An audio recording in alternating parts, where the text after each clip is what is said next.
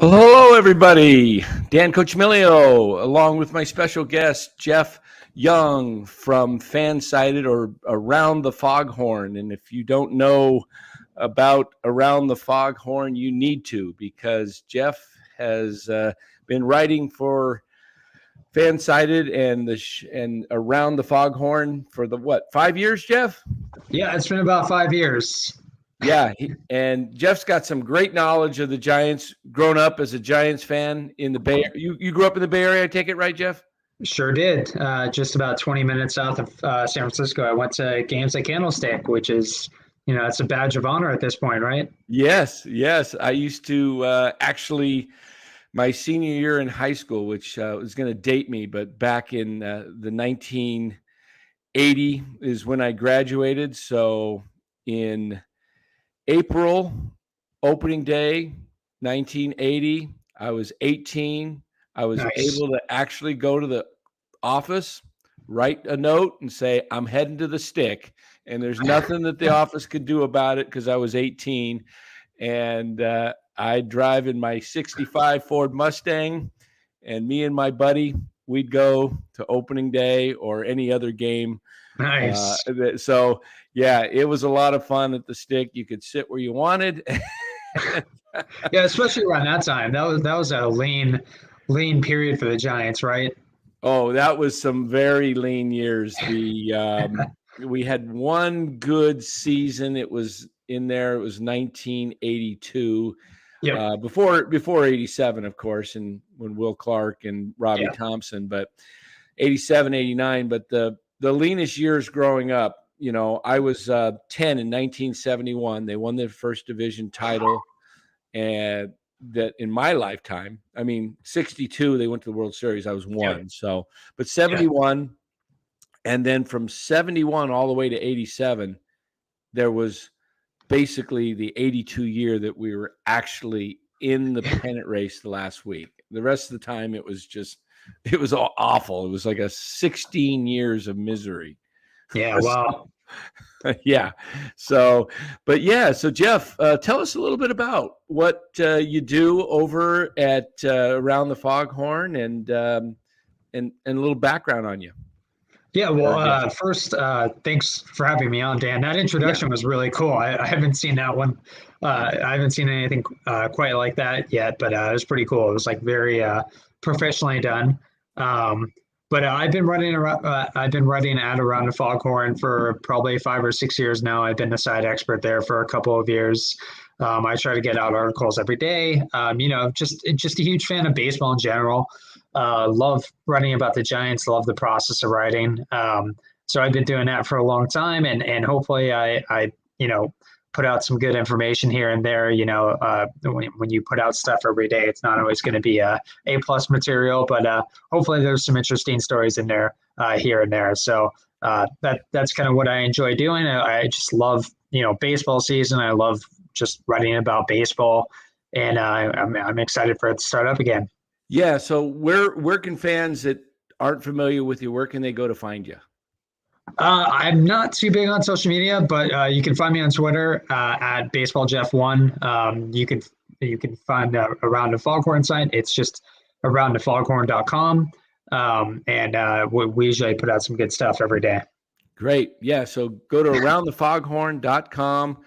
I've been reading it the last year or two. Some great stuff. Jeff's got some really good content that a lot of the writers don't even put out. For example, read something today on a tweet that I was not familiar with, that Roberto Perez, Giants non-roster catcher, has an opt-out coming up this Saturday. So if he's not part of the Giants 40-man roster, he can opt out and basically be a free agent. So that's a lot of news. You get kind of that kind of information. So, and look who we got in the green room. Everybody knows this guy, Bay Area legend, sports talk radio, Larry Krueger. Let's bring on Larry. There he is. Larry Krueger from the Krueg Show, Krueg podcast. What's going on, fellas? Yeah. How's it going, Larry? I know you guys have talked a little bit, but not sure if you guys have connected. Never before. Jeff, nice to meet you. Larry, nice to meet you too. Yeah, this is our first time connecting via video. Yeah. Well, it was a pleasure to be on with you. And, I'll tell you what's kind of got me interested. Not that anybody asked, but I'll just go. I asked, Larry. I asked. Okay. One of my favorite sites that I love to go to, and I'm sure you guys have been there many times, is MLB Trade Rumors. Do you guys frequent? Check it every day. Yeah, it's a great spot. It's a great site. One of the things that they've put an article out by Steve Adams, I guess dated March 16th. So it was almost a week ago now. I guess it was a week ago. And he basically just goes through everybody's 40-man roster and goes through the I used to joke with Ned Coletti, the dreaded list, the out of options list, right? And there's just a lot of interesting names on there. And most years when the Giants have been really top tier teams, you're not really necessarily all that interested in this list because it really doesn't impact them. But this year, when, maybe they don't have the greatest 40-man, even though I did hear today from Dave Fleming that they love their depth, which I find very hard to believe because I just was there and I didn't see all that great depth that he was referring to. But there's a number of interesting guys that are out of options that I think could really maybe help this team. Is Trace Thompson going to make the Dodgers? That's an interesting one. The Giants' only out of option guys are Tyro and Lamont Wade Jr. I don't expect either of them to not make the team. They're probably both going to make it. But there's some other interesting guys around baseball who are out of options. Jorge Mateo, the Giants, who is the Giants' backup shortstop? And wouldn't they love to have a guy who could run in this era? Like, obviously Bryce Johnson's already made an impact, but you add a Jorge Mateo and maybe, you might be able to steal some wins in April with Bryce Johnson and Jorge Mateo just circling the bases quickly. Just an impact speed guy. So that one stood out to me. There were a couple others as well, but that's really the one, Jorge Mateo. What do you guys, and then the Yankees have a outfield prospect who I've loved for years, Estevan Florial, who I once saw triple to the left field corner, which is like almost impossible to do. But Florial is another guy. He's out of options and he's an incredible talent. I'm just kind of wondering if you guys think that Farhan, who's always seemed like very fond of making more moves, do you anticipate them just going with the guys in their camp? Or do you think that some of these guys around baseball who get pared down could wind up here?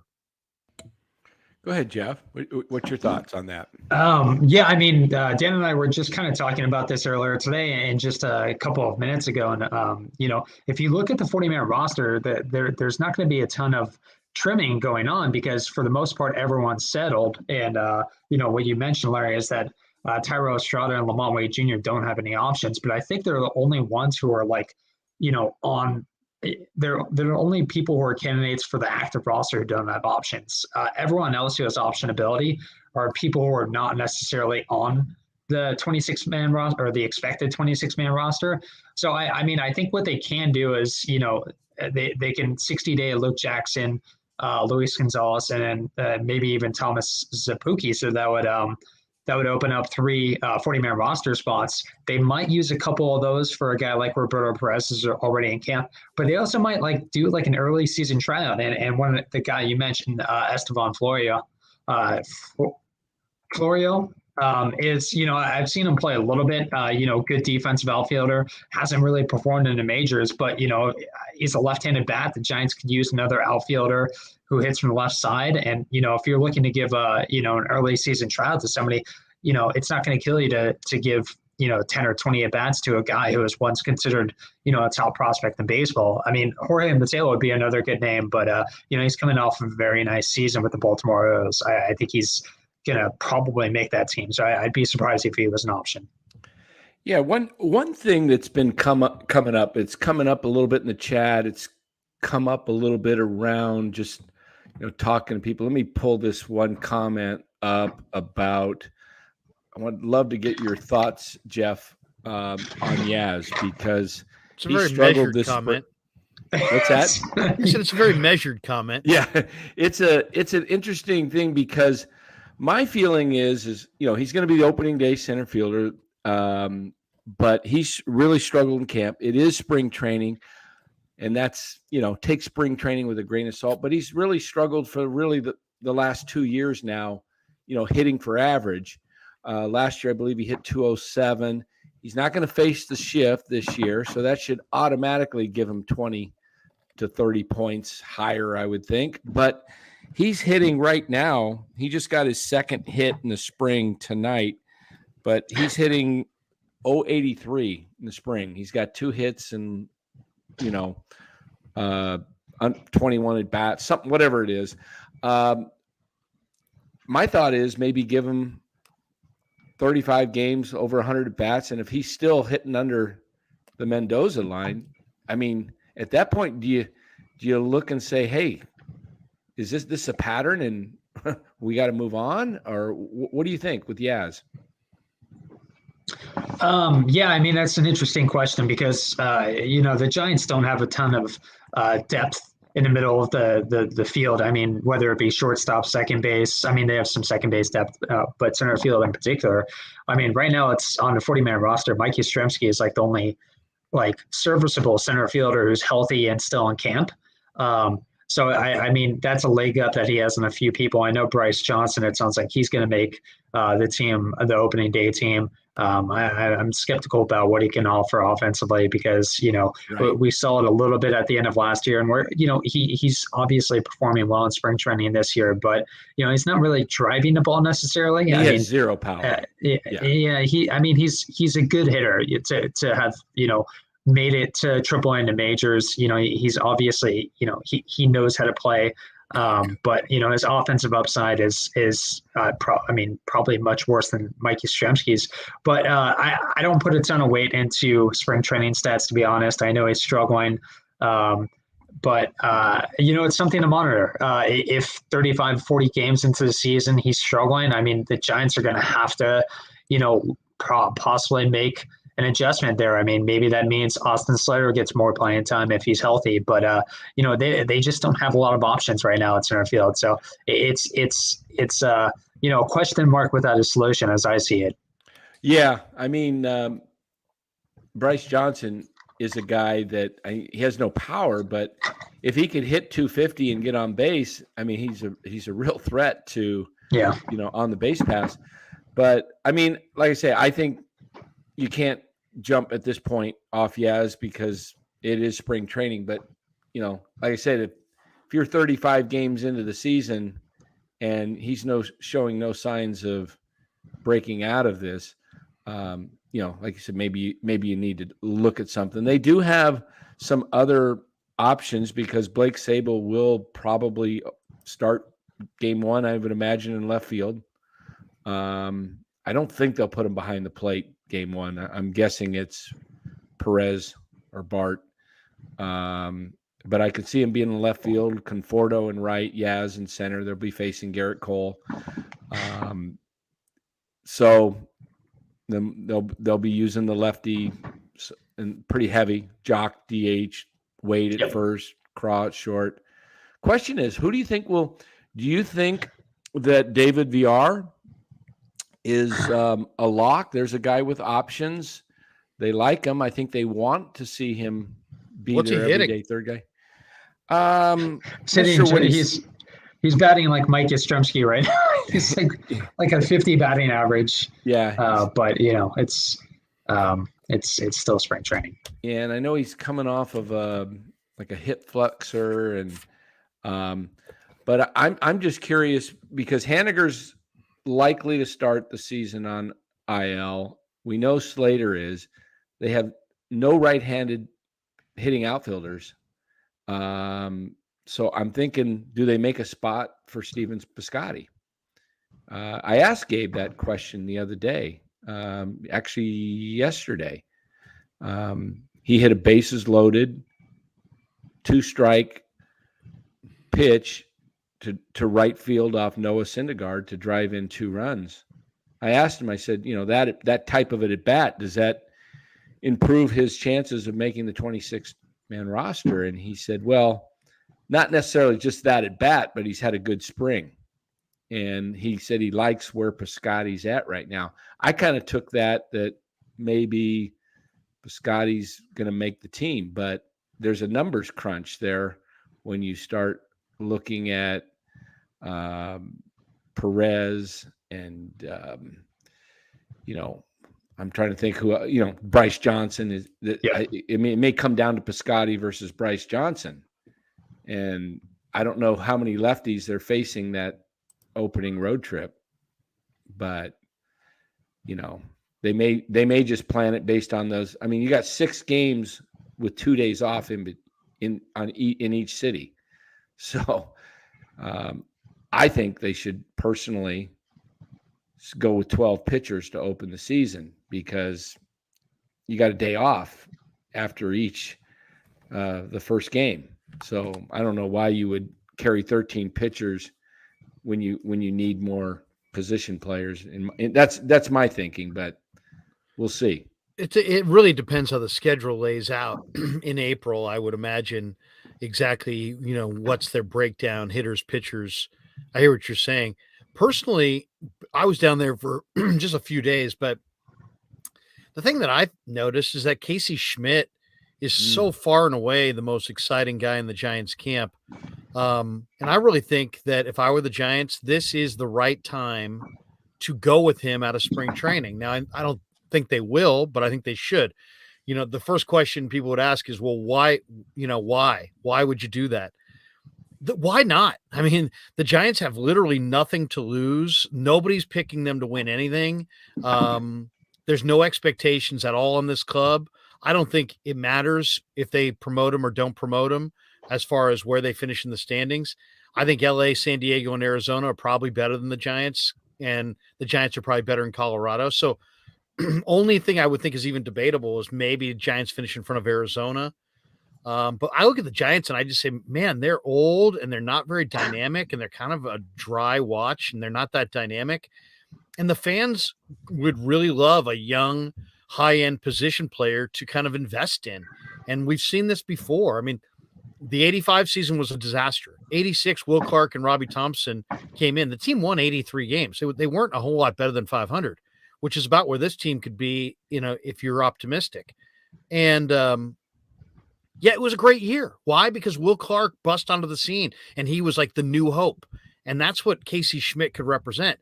Then you look at the fact that Gabe has come out and said, we really need 4 or 5 everyday guys. They don't have an everyday guy. This could be their everyday guy. You could put him at third base every single day. He could be the everyday rock in your lineup.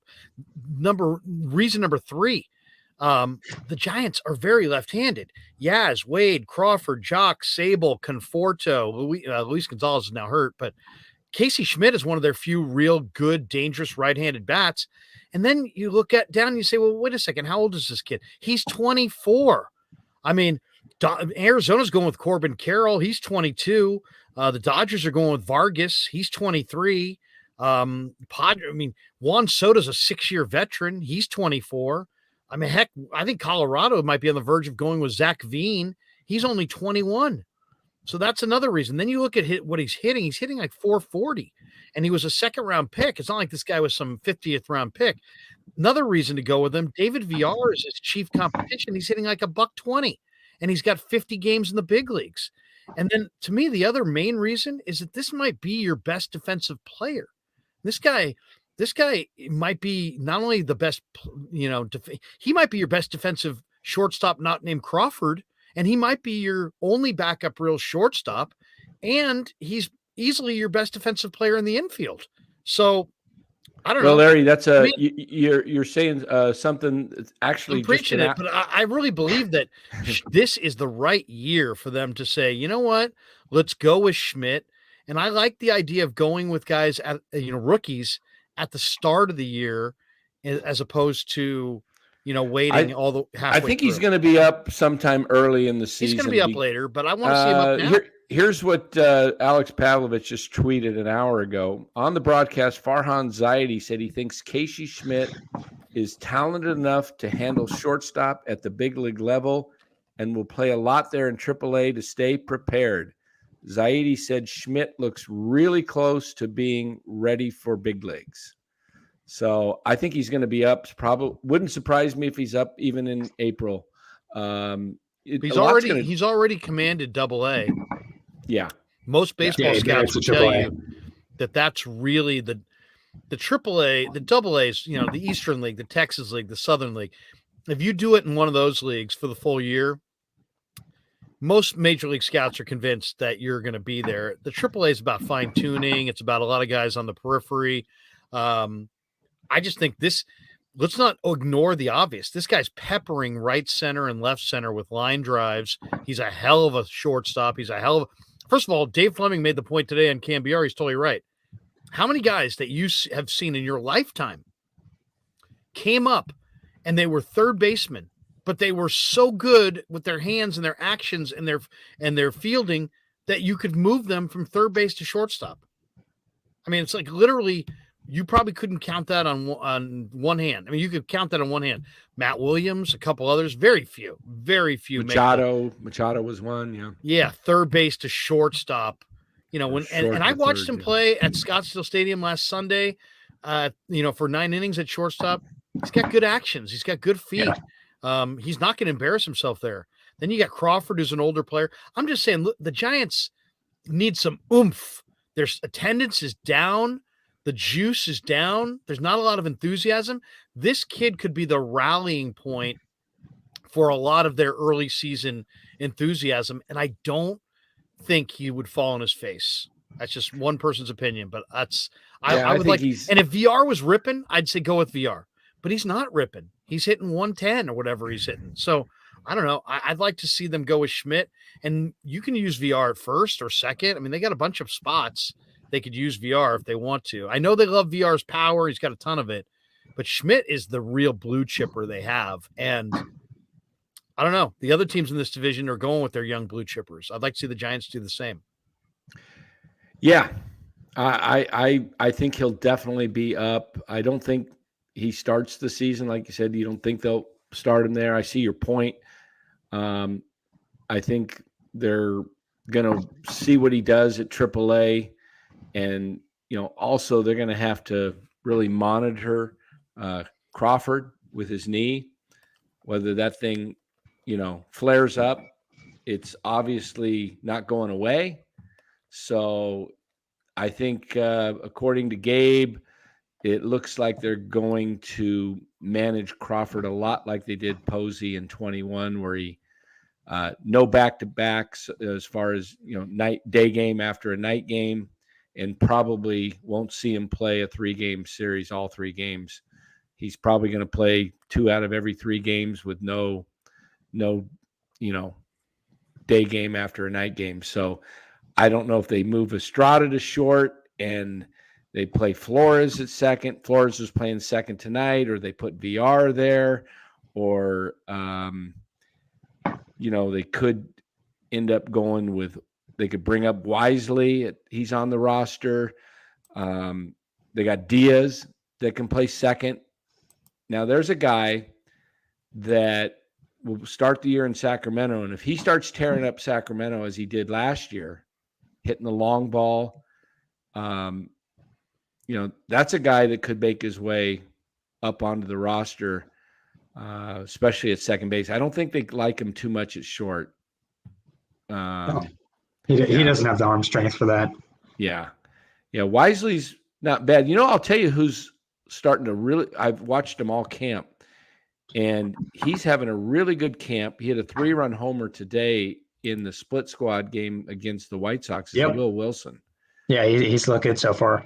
Yeah. What's his best defensive position? I think he's shortstop, he looks like. I mean, he plays second, but he plays he's got a good arm at short. He's probably best at second base, but they have no shortstops. Yeah. They really don't have any shortstops. So I think they're going to him and Schmidt.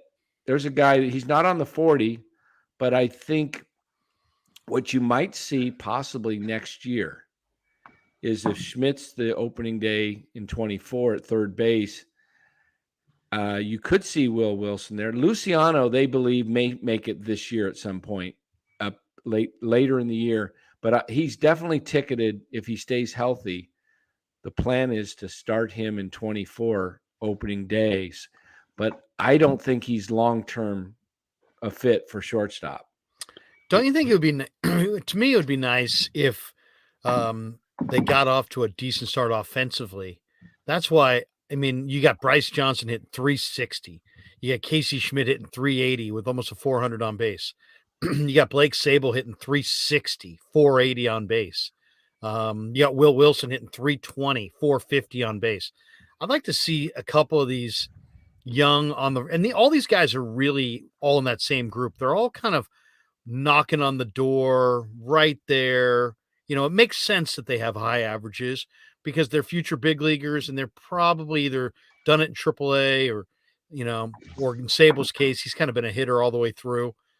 I would love to see them go with a couple of those hot hitters out of spring, just to see if anybody could keep it going. Because, I mean, Will Wilson, Sable, Schmidt, Bryce Johnson, we don't know definitively if all those guys couldn't hack it in the big leagues. And, I mean, if you had more automatic, regulars, then it would be like one thing. But you got guys like Wade who hit very low last year. Yaz has hit under 220, I believe, or under 230 each of the last 2 years. It might, if those guys are really, really struggling this spring, maybe some of these guys are at the very end and maybe they need to go young. Yeah, well, I'm curious, Jeff, the Giants' first 31 games, right? They've got 10 series, 6 of them against playoff teams from last year. They've got St. Louis, the Mets, and the Dodgers at home. They've got Houston on the road, and then they got San Diego and Mexico, and of course they open up with the Yankees. Where do you think they need to be after that 31 games to really, I mean, it's been said, right? You don't win a championship in April, but you can lose it. I mean, you can, or a division, I guess you don't win a division in April, but you can get so far behind. Where do you think this club needs to be after 31 games realistically to look like, hey, this could be a season where they contend for a playoff spot? Yeah, I mean, I don't have the schedule in front of me, but I think May is also pretty rough in terms of strength of schedule. But, I mean, just some of the teams you mentioned, Astros, Yankees, Dodgers, it'd be nice if they were even 500 after the first month. And, I think it's going to be a good kind of evaluation of where the pitching staff realistically is at because, they have some good options in the rotation, but this is really going to be the true barometer of how good the rotation can be. I mean, I think it's going to be a strength of the roster overall, but we won't know until they start playing the team. So I think if they, finish the first month of the season around 500 and don't fall like, I don't know. I'm sure we all remember a couple of years ago in 2017 when they started in April and they were like 10-20 to start the year. I mean, if they start the year like that, I mean, this is a year they could fall, the wayside pretty quickly. But 500 seems like a pretty reasonable goal, and it'd be a pretty good indicator of where they're at right now. Yeah, I mean, I think the Conforto signing is going to be one of the better signings of the offseason. I mean, he looks like a guy that's, fully healthy now. He's got a lot of pop. And to me, he seemed – and the other key is going to be Haniger staying healthy. I mean, that's – surprise, surprise, he's already, injured. But if Haniger and Conforto can, have productive seasons, they both have hit 30-plus home runs in the past. I mean, Haniger is just 1 year removed from hitting 39 homers in 2021. So if he can play 140-plus games, and the same with Conforto, we already know Crawford's going to miss probably a third of the season just from, resting him. So they've got to. Where's the strength of this team, in your opinion? What's their biggest strength? Revenue. Yeah, generating revenue. Yeah, I mean, that's a good point. I mean, they were one of the top teams in They're profit. strong in parking and revenue. Yeah, that was good. I mean, to me, I think the rotation is still a strength. I think the lineup has some, length to it, and it could possibly turn into, from something that's slightly above average to something that's more of a strength. I mean, assuming guys like Mitch Haniger and Michael Conforto are healthy, but that's asking a lot. I mean, Haniger has played 100+ games, I think, twice in his career. He did hit 39 home runs in 2021, as you mentioned. But there's a reason he's not signing a $120 million deal this offseason. It's because he struggles with staying on the field. Conforto is, to your point, Dan. I mean, I thought he was a fantastic signing, and it might only be a 1-year deal with the opt out. Every time he played against the Giants, I was like, why is this guy, not a perennial all-star? I mean, he always put up good numbers, but I'm like, this guy, like, it should be a superstar in the making. That's what I always thought about him. But yeah, I mean, the rotation should be a strength. The lineup could be a strength. The defense is, that's probably still going to be an issue. They didn't really address it this year. The bullpen, bullpens are so volatile. I mean, it could be a strength. They have some, good arms, good experienced arms. I like what Scout Alexander brings.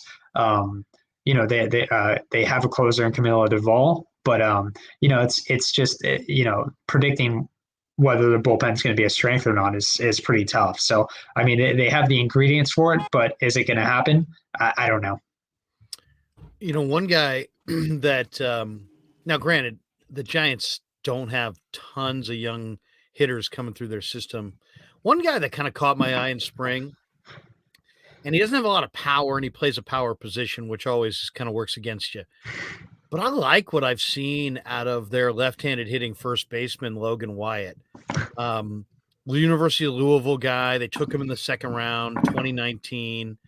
And, he had some big years in the low minors, hit 339 with a 490 on base one year, hit 305 at one level with a 458, then kind of struggled a little bit, but he had a really good Arizona Fall League this last year. He hit 306. He had a 500 on base percentage in 68 plate appearances, 15 hits, 2 doubles, not a lot of power, but this guy's got a really good idea of the strike zone. And he's got a nice line drive stroke. He's built like you would think he would have power. He's 6'4", 230, but he's not really a power guy, but he does have a really good looking line drive stroke. And I think he might be able to hit at the major league level. What have you heard about Logan Wyatt? Coming off of his, performance in the fall league, does he go to Sacramento? Is he the starting first baseman there? Is he ticketed for Double-A? See, I think he's a big leaguer. As far as I think he's got the hit tool. He doesn't have the power, but I think he definitely can hit. I saw Logan Wyatt in the Arizona Fall League. Great plate discipline. I think the at-bat quality is there. Probably some of the better at-bat quality in the organization. As you mentioned, he doesn't impact the ball with regularity, and that's concerning. But if he gets on base enough, which he's proven he can do, I mean, he can offset some of that limited power. But I guess he probably starts the year maybe in Double-A. He just he needs to stay on the field. I know he battled some injuries in 2022 and 2021. I love the plate discipline. I want to see it work out for him. But I just need to see a little more consistency when he makes impact, when he makes contact. Yeah. One of the concerns on the offseason, and it was a point of emphasis at the start of camp, was the Giants getting better defensively. That was a real problem last year. It was pointed out, by Gabe at the beginning. This is going to be an emphasis in camp.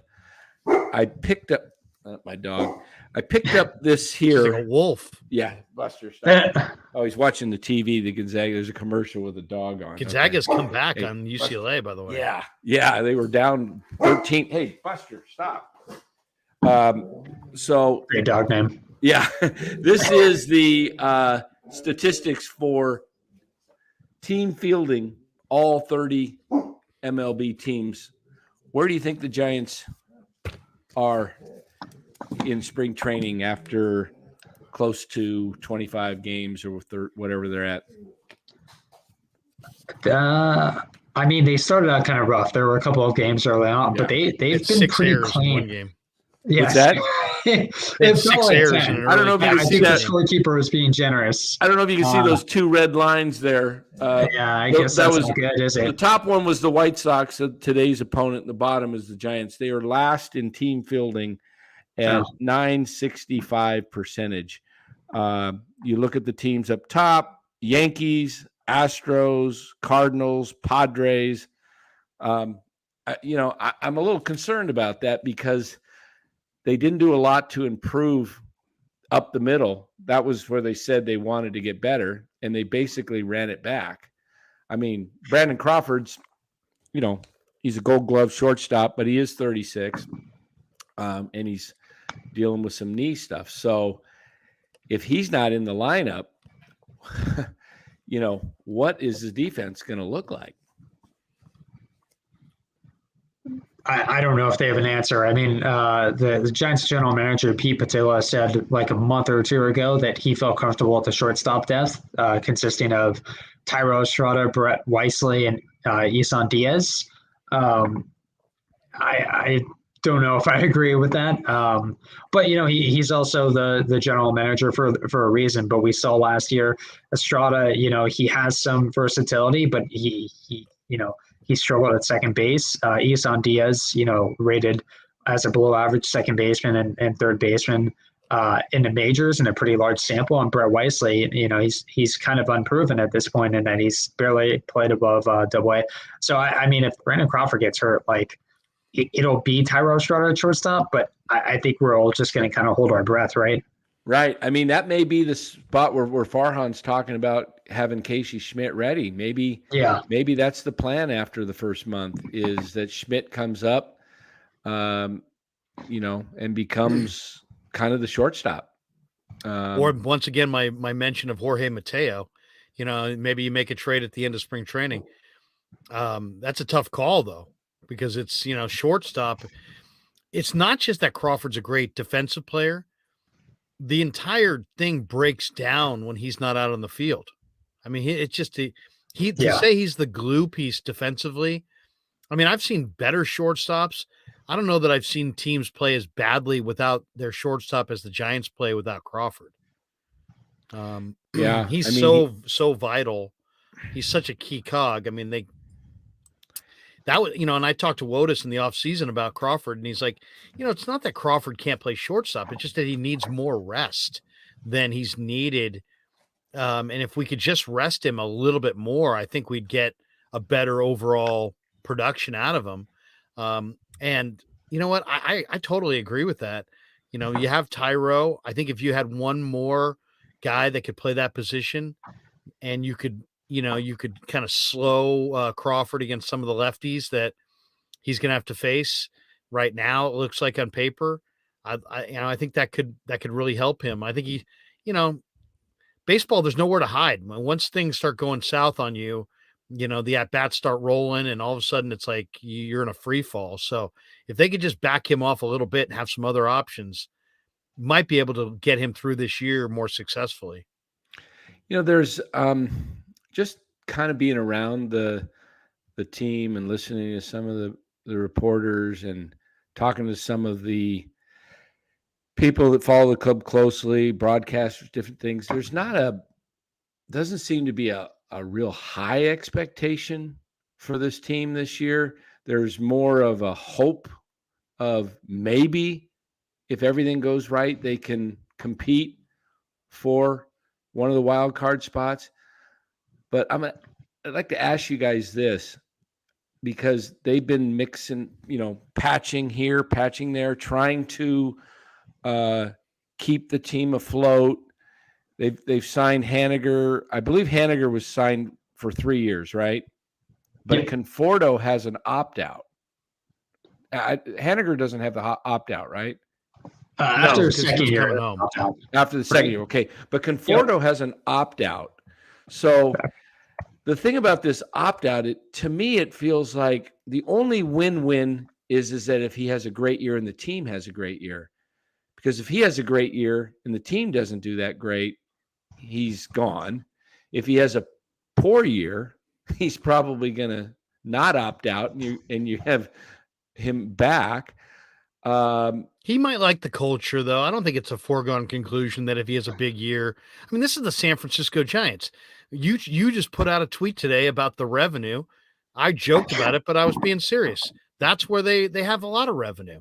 They can afford to pay Conforto. If Conforto has a good year and he wants to be, rip up the deal and go with a new deal, and they like him enough, they're well within their financial means to do so. So I don't look at it as there's no positive here. He could have a very good year. He could then be very grateful that they invested in him coming off the injury.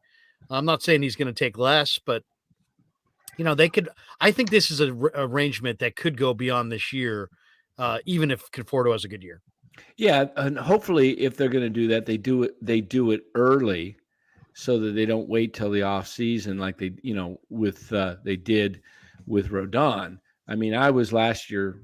Both you and I, Larry, were saying, go ahead and either improve the club dramatically to make a playoff run at the trade deadline, or trade Rodon and get a piece back, because just to run him out the whole season and expect that the Giants were going to compete for a playoff spot last year was pretty obvious. I was bummed that they didn't trade Rodon, just simply because I know Carlos Rodon. I follow baseball. I know how good he was at NC State, and I know how much he's been hurt since.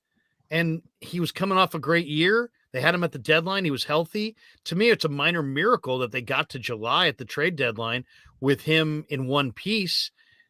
I'd love to have seen what Farhan was offered. It's hard for me to say he should have moved him because I don't know what he was offered. But I don't fault the Giants at all for going in a different direction from Carlos Rodon because I think when you really look at it, there's very few pitchers that I would feel, when you look at what the AAV is for the top guns in the game, there's very few guys that I feel so confident in their durability that I would make that commitment to. And maybe that's just me. I don't like losing out, but he's already hurt this year, right? Well, he's already hurt, but I mean, even beyond him, it's like I would almost need to have I'd have to really love the arm angle. I'd have to really love the work ethic. I'd have to really love the medicals and everything that goes along with a pitcher to want to give pitchers what they typically get going rate and free agency at the top of the market. I don't think it's worth it. I don't know if we have enough sample size. Jeff, I don't know how you feel about it, but to me, I would every year, unless I had truly Clayton Kershaw or, somebody who was like my fans so identified with, I think more times than not, like 90% of the time, I'm letting my starter go and I'm going to replace him with multiple younger guys that I feel like are better investments. I think that's the smarter way to go. Yeah, I mean that's how roster building should be in theory, but we look at how the Giants have produced over the past 15 years, and they don't have that young pitcher just waiting in the wings to take over. So I get what you're saying, because I mean, you look at Giants history and you look at pitchers they've signed into their 30s, and generally the results have been unfavorable to the team and extremely unfavorable in some instances. So I mean, you look at a guy like Rodon, there's obviously high injury risk, and the Yankees are already realizing that. So I mean, to me, I don't want to go back too far, but I feel like not re-signing Kevin Gausman that was the mistake. Like, I can understand not re-signing Carlos Rodon because of the injury risk, but to me, I feel like there was kind of a mistake there in letting Gausman walk, but that's just me. And it was a lot of money, and I kind of agree with that. I will say this. Doesn't look like a lot of money, though, now, 110. Well, exactly. It's all relative. Yeah. I'll say this. I saw a highlight today that floored me. It was a Giants left-handed pitcher named Wisenhunt. Oh, yeah. Throwing a changeup. Yes. And his changeup is just a absolute going to be a big league monster pitch. I saw him throw a couple pitches. One was a fastball, one was a changeup. Same arm angle, amazing arm speed. I mean, this guy can throw that changeup down. Yeah, he was their number 2 pick middle. This past year after Reggie Crawford. He's nice. What levels will he be at this year? Probably high A. Probably he can move quick. I think he's just going to take advantage of lesser competition. I haven't seen a ton of him. He was supposed to pitch in Arizona Fall League when I was there, but I mean, we saw that changeup and that thing was filthy. It just, he's a lefty. Maybe a high floor pitcher, but also some pretty good upside as well. He got popped for. He had to serve a PED suspension in college, so he's still kind of getting. I think he's still getting his legs under him because he did miss a year of development in college. But obviously, the Giants took advantage of that and selected him when he was probably a first round talent in the second round. So he looked good. In the few instances I've seen of him, but since he's so. Since there's such limited sample to work with, there hasn't been a ton for me to see. But yeah, that changeup you're talking about was pretty nasty, wasn't it? Nasty. Oh, nasty. Yeah. So they've got Harrison in the wings. Then they like this, obviously Wisenhunt. But there's another guy. I'm trying to remember. I think he was a lefty that was a couple, maybe a year away. I know they like Keaton Wynn too. Keaton Wynn is a guy that is a starter, and Tristan Beck out of Stanford. They're actually going to have a pretty decent rotation this year in Sacramento. They'll have Harrison and maybe Jelly ends up there at some point. I don't know if he, depends on where he starts the season. Bednar? Bednar's been kind of a disappointment. He's been injured. Yeah. How about Ryan Murphy? I think Ryan Murphy's got a big league future. Yeah. He missed some time last year. Yeah. Oh, that's the other pitcher I was thinking of. It's they like Carson Seymour, guy that's Darren Ruff trade. Yeah. He got a lot in that deal. They got Zappucki, JD Davis, and how did they get all that for Ruff? I don't know how they pulled that one off. I don't know, but that was a good one. That's one of the questions I want to ask you guys is, okay, we're all hoping the Giants stay in the race this year, contend. But we've also seen, like Larry said, a season like 2017 coming off of a wild card 2016. Expectations were high. They thought they solved their biggest problem, which was a closer, and they went out in the off-season, signed Mark Melancon. He blows opening day after Bumgarner hits 2 home runs, and the season just completely fell apart, and they lost 99 games or something like that, 98 games. So if they have a season that starts off like that, and it's trade deadline's coming up, and they're 20 games under, whatever. Do you want to see them just tear it up, trade it, sell everything off, and do what the Houston Astros did, and just go through a couple year period where you're losing 100 games, but all these young guys, Matos, Ramos, Sable, you got Will Wilson. We've talked about Casey Schmidt. Luciano. Do you just bring all these guys up and say, okay, we're going to suffer for a couple years, but these guys are going to become, some of them are going to become big time big leaguers? And what do you do at that point? Or do you try and go out and patch it with a couple of more free agents and be looking at another possible 500 team? What do you guys do? It's a great question. I don't know. I think that it's San Francisco, and it's you still got to put out a representative product. I think you've got to figure out which guys you can promote. There's probably a couple you can promote. I don't see I wouldn't trade Logan Webb just to he would be the most marketable guy they have. I wouldn't trade him. He's from Rockland. He grew up a Bay Area baseball fan. I mean, he's kind of a guy that I would keep. I don't know that.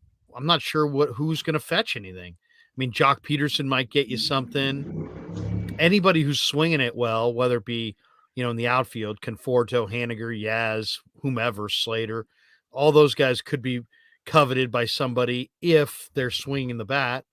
But then if they're swinging the bat, you probably don't want to move them. So they'd be in a tough position. I think that the one thing I think the Giants fans would love to see is they'd love to see a young homegrown player that they could invest in who they know is going to be here for the next 5 years. The Giants' primary problem, I think, is they don't have a jersey player. Like there's nobody that you go into the team store and I got to get this jersey. And that's because they don't have a homegrown young player that people know are going to be, they might sell some jerseys, but they're not going to sell any jerseys until Casey Schmidt comes up, or maybe Reggie Crawford, or who knows, maybe Carson Wisenhunt. I don't know who it's going to be. Maybe Luciano, maybe Matos, maybe Grant McCrae. I don't know. But right now they don't have that player. So I think if I were them, I think I would want to see if I could find, if I could make one trade that brought me one everyday position player that could be part of my foundation. I think that's a big part of the Giants' turnaround is they got to start to find some everyday guys. And that's why I'm such an advocate for Casey Schmidt playing from opening day on, because I really see him as one of the only everyday guys. And if they had one or two more everyday guys that the fans could get behind, I think, it's a sophisticated fan base. I think people do understand that winning in sports is cyclical. You're not going to be up forever. You're not going to be down forever. I think they would go with the program if the Giants had an attractive player or two that they could say, hey, this is our future. I think, the Giants fans bought into Will Clark and Robbie Thompson coming off 100 losses. They could buy into Casey Schmidt and fill in the blank, Will Clark, position player. Speaking of Will Clark, the two guys he's really high on in the minor leagues is Casey Schmidt and Von Brown. Yeah, and those are probably the two guys, and there's a reason he's high on them because he knows they've got a big league future. So maybe those are the two guys. You mentioned Casey Schmidt being 24. I believe Von Brown is 24, 25, is right there. Yeah, so he's kind of a late bloomer. So I know he's coming off of had some knee surgery in the offseason, cleaned it out a little bit. He said he was doing fine. Had a little bit of a setback early on in camp. I haven't actually followed up and seen what he's doing at minor league camp. Have you heard anything about him at all, Jeff? How he's Von Brown, I haven't. I know he started the year in major league camp, and that was probably the extent of it. He had some injury early on. That's about it. He's got a lot of power. Yep. Speed. Yep. He's actually, if you look at him up close, he's, for a young guy, he's actually kind of looks like he works out like with Kapler or something. He's very he's built. He's built. Yeah. Yeah. And, very Hunter. Did you guys catch the Instagram Kapler today with the egg? No, what was that?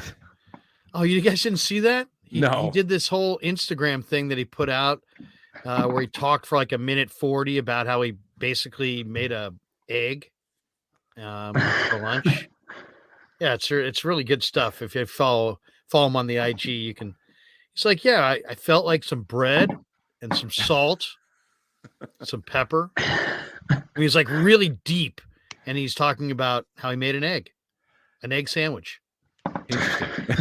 Good for you. You never saw it? He breaks the yolk and the whole deal. It's dramatic.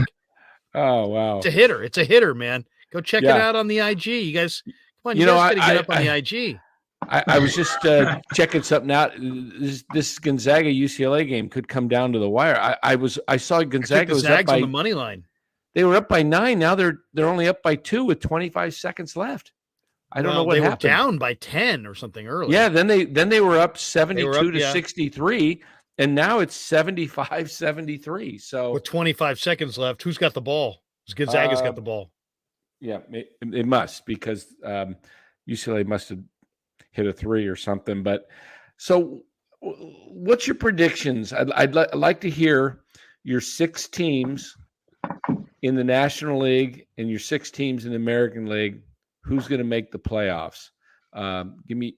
Let's start. We're talking Giants. Let's start National League West. Then we'll go to the Central. Then on the NL East.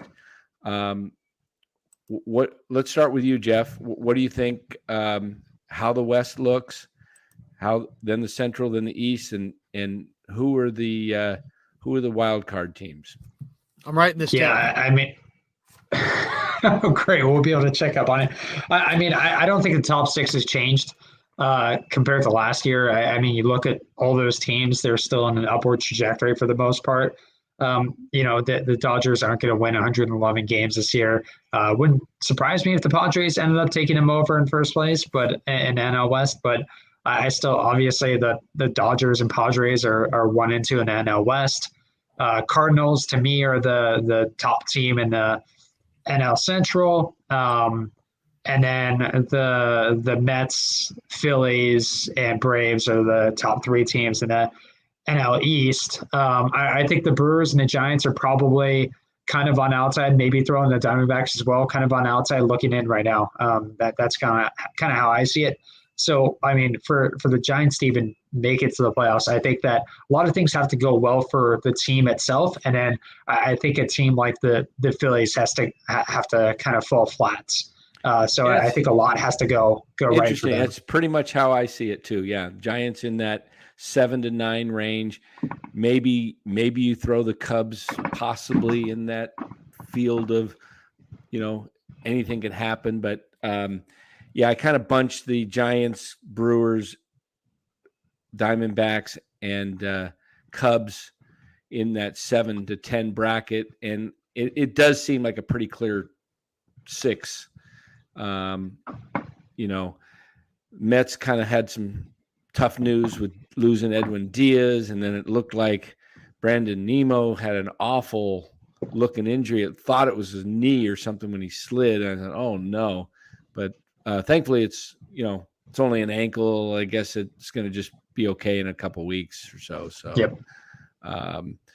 You hate to see guys get, injured like that. But what do you think, Larry?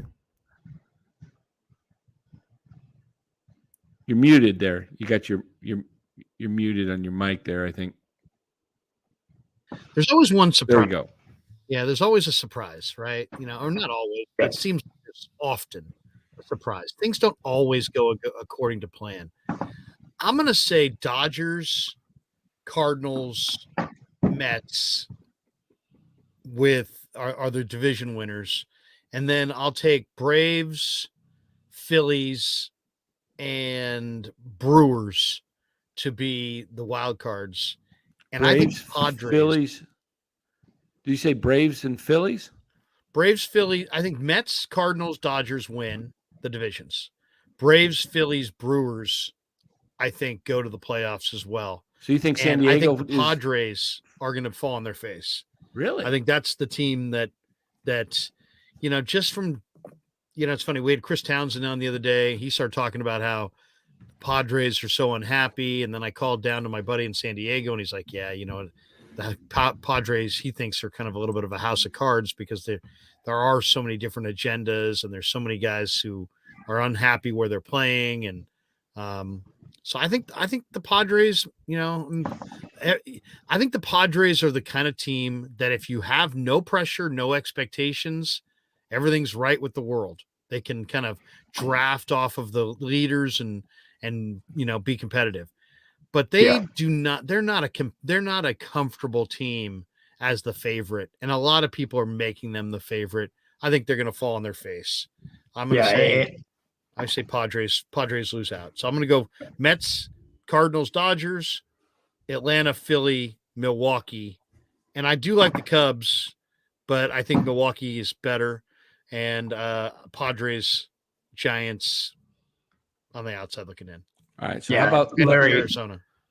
To your point, I mean, just talking about the Padres, like it is not impossible to see them falling flat on their face because you look at that rotation, and I'm not sure what the back end is, but like Joe Musgrove's a good pitcher. Blake Snell can be effective at times. Kind of an Alex Wood type, if you ask me. Somebody who can't pitch deep into games. And then you have Yu Darvish, but like that 1-2-3, that's not going to scare anyone in the playoffs. I mean, it's quality. I don't know who they have going after those guys, but like, Xander Bogaerts was a huge get for them, but I just like it didn't address their starting rotation. I think that's really a big issue that's it's going to get exposed sooner or later. Yeah, it's interesting because that's the one area the Giants have a strength in is they go 7 deep with the rotation, and that doesn't include Kyle Harrison and Sean Jelly. So they have 9 guys that can actually start games for them this year. And it wouldn't surprise me if they used, 8 to 10 starters this year to get through the 162 game season. Seems like the new trend, in the sport where, I used to think, man, you got to go to spring training. You better have 8 good starters. Now I'm kind of the belief that, man, you better, and you're 40 man and like, a phone call away, you better have about 15 starters to get all the way through the season. And when I say that, I mean like 15 guys that you show up in the Cactus League thinking, okay, we might be able to use this guy to start a game at some point this year. If you have 15 different options, you're covered. If you have 8, you're most certainly not. And I think, just watching just regular injuries in the game, it's shocking how many guys, it's shocking what it takes. Even if you got a guy who's going well, nobody wants to make 32 starts. I'd almost have a prerequisite that every starter on my team's got to spend like 1 DL stint just to back them off a little bit, because the thing is a total grind. I mean, the attrition is unbelievable. 79-76 Zags, they move on. Yeah, pretty crazy finish. The UCLA actually took the lead 76-75. They were down 72-63. Zags had a monster deep 3. I know. It was like they ran down the court and just took a 3 between the circles. I was like, what? And he hits it. So here's a question. Jeff, you may know what happened. I remember the Giants were really high on Seth Corey, and he was like their next guy that was going to make it. I don't hear anything of him. Is he in the organization or what? Yeah, he's still in the organization. He was a 2017 third-round pick out of high school. So I think this might be his 6th season. So he might be able to become a Oop. Uh-oh. Maybe his I don't know if he hit Jeff got executed. Yeah. Hopefully do not trash Seth Corey. I mean, you say anything bad about Seth Corey, that's it. Cut him. Mr. Seth Corey coming after you. So what happened to Seth Corey? What happened to Jeff? He used to be one of their top prospects, and he's not. I haven't heard from him in camp. He's fallen off the top 30. From what I had heard, his stuff had kind of ramped down a little bit, and that he wasn't getting the swing and miss that they were anticipating from him, and that his star had faded in the eyes of the front office. That he still has good stuff, but it's not what it was at the lower levels. Yeah, another guy that happens. I mean, it's just kind of the way. I mean, it's such a crapshoot, baseball. That's why they have, I don't know how many guys are in the organization, but you've got 30 guys at each level, and then they got rookie league, and they've done away with one of the leagues, but there's a couple hundred players in the organization, and only a handful actually ever even make it to the big leagues. The Giants have probably had worse luck than most. I mean, I don't remember, any real draft picks in the last, 10 years. Who was the last? I mean, Posey came up in 2010. Right. What's the question? who's the last Giants prospect that, homegrown? We had Logan Webb, but position Matt player. Duffy, yeah. I mean, they had Brian Reynolds. Yeah. They traded him. I mean, Hunter Bishop. Somebody asked what happened to Hunter Bishop. Hunter Bishop's fallen off. He hasn't hit. He's not in the top 30. That's the thing. I mean, the Giants, they're top 10 prospects right now. Kyle Harrison, number 1. Luciano, but they say Luciano's not a shortstop. Might not even be a third baseman and has back problems. Yeah. Grant McCray, but he's never played in Double-A. Casey Schmidt, and I think he's ready. Vaughn Brown, you say physically is not quite right, but he'll probably be ready later this year. Averson Ortega is the shortstop that Wotus and all these guys are talking about. I've seen him. He's 20. Yeah. He's still an A-ball. He's only 170 pounds, so he needs to get stronger. Matos, I was at the game at Salt River against the Rockies a couple weeks ago, and he pumped one out. He played center field. He to me, I like him. Wisenhunt is the lefty that we just talked about. He's 8th. He's got just a nasty changeup. He's probably the best changeup in the system. Then you got Crawford at the 9th spot. He's in rookie league. They're saying he won't even come to the big leagues until 2025. Mason Black is an A-ball, another right-handed pitcher. Let's bring 10. Back. There he is. Is that Jeff? Sorry about that, guys. I think my computer just yeah, your sound's a little off. Maybe you lost the Yep. Maybe the internet's going in and out. There we go. We thought maybe Seth Corey kind of got to you or something. Came and you were talking about Seth Corey and boom, you were gone. So, Jeff, where are you? Are you in the desert? I have like 50 tabs open. I'm in California at the moment. Oh, okay.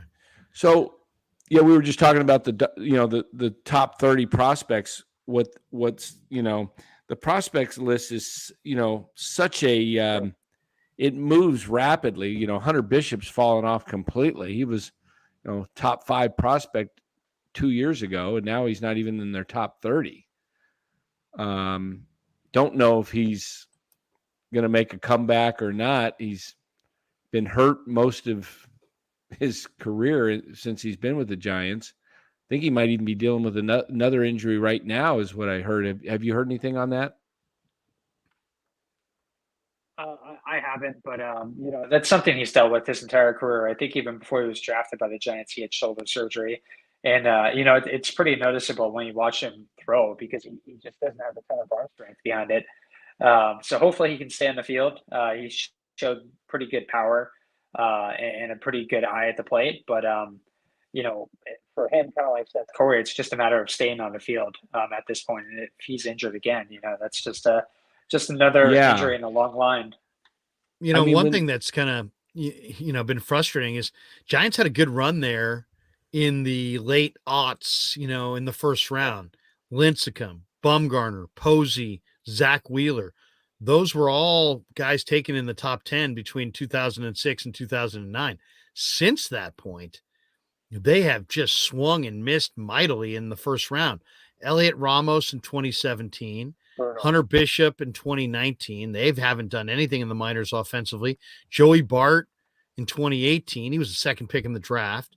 Patrick Bailey hit 225 last year in A-ball. He was their 2020 top pick. Will Bednar saw his stuff go backwards last year, and now he's dealing with a stress reaction in his lower back.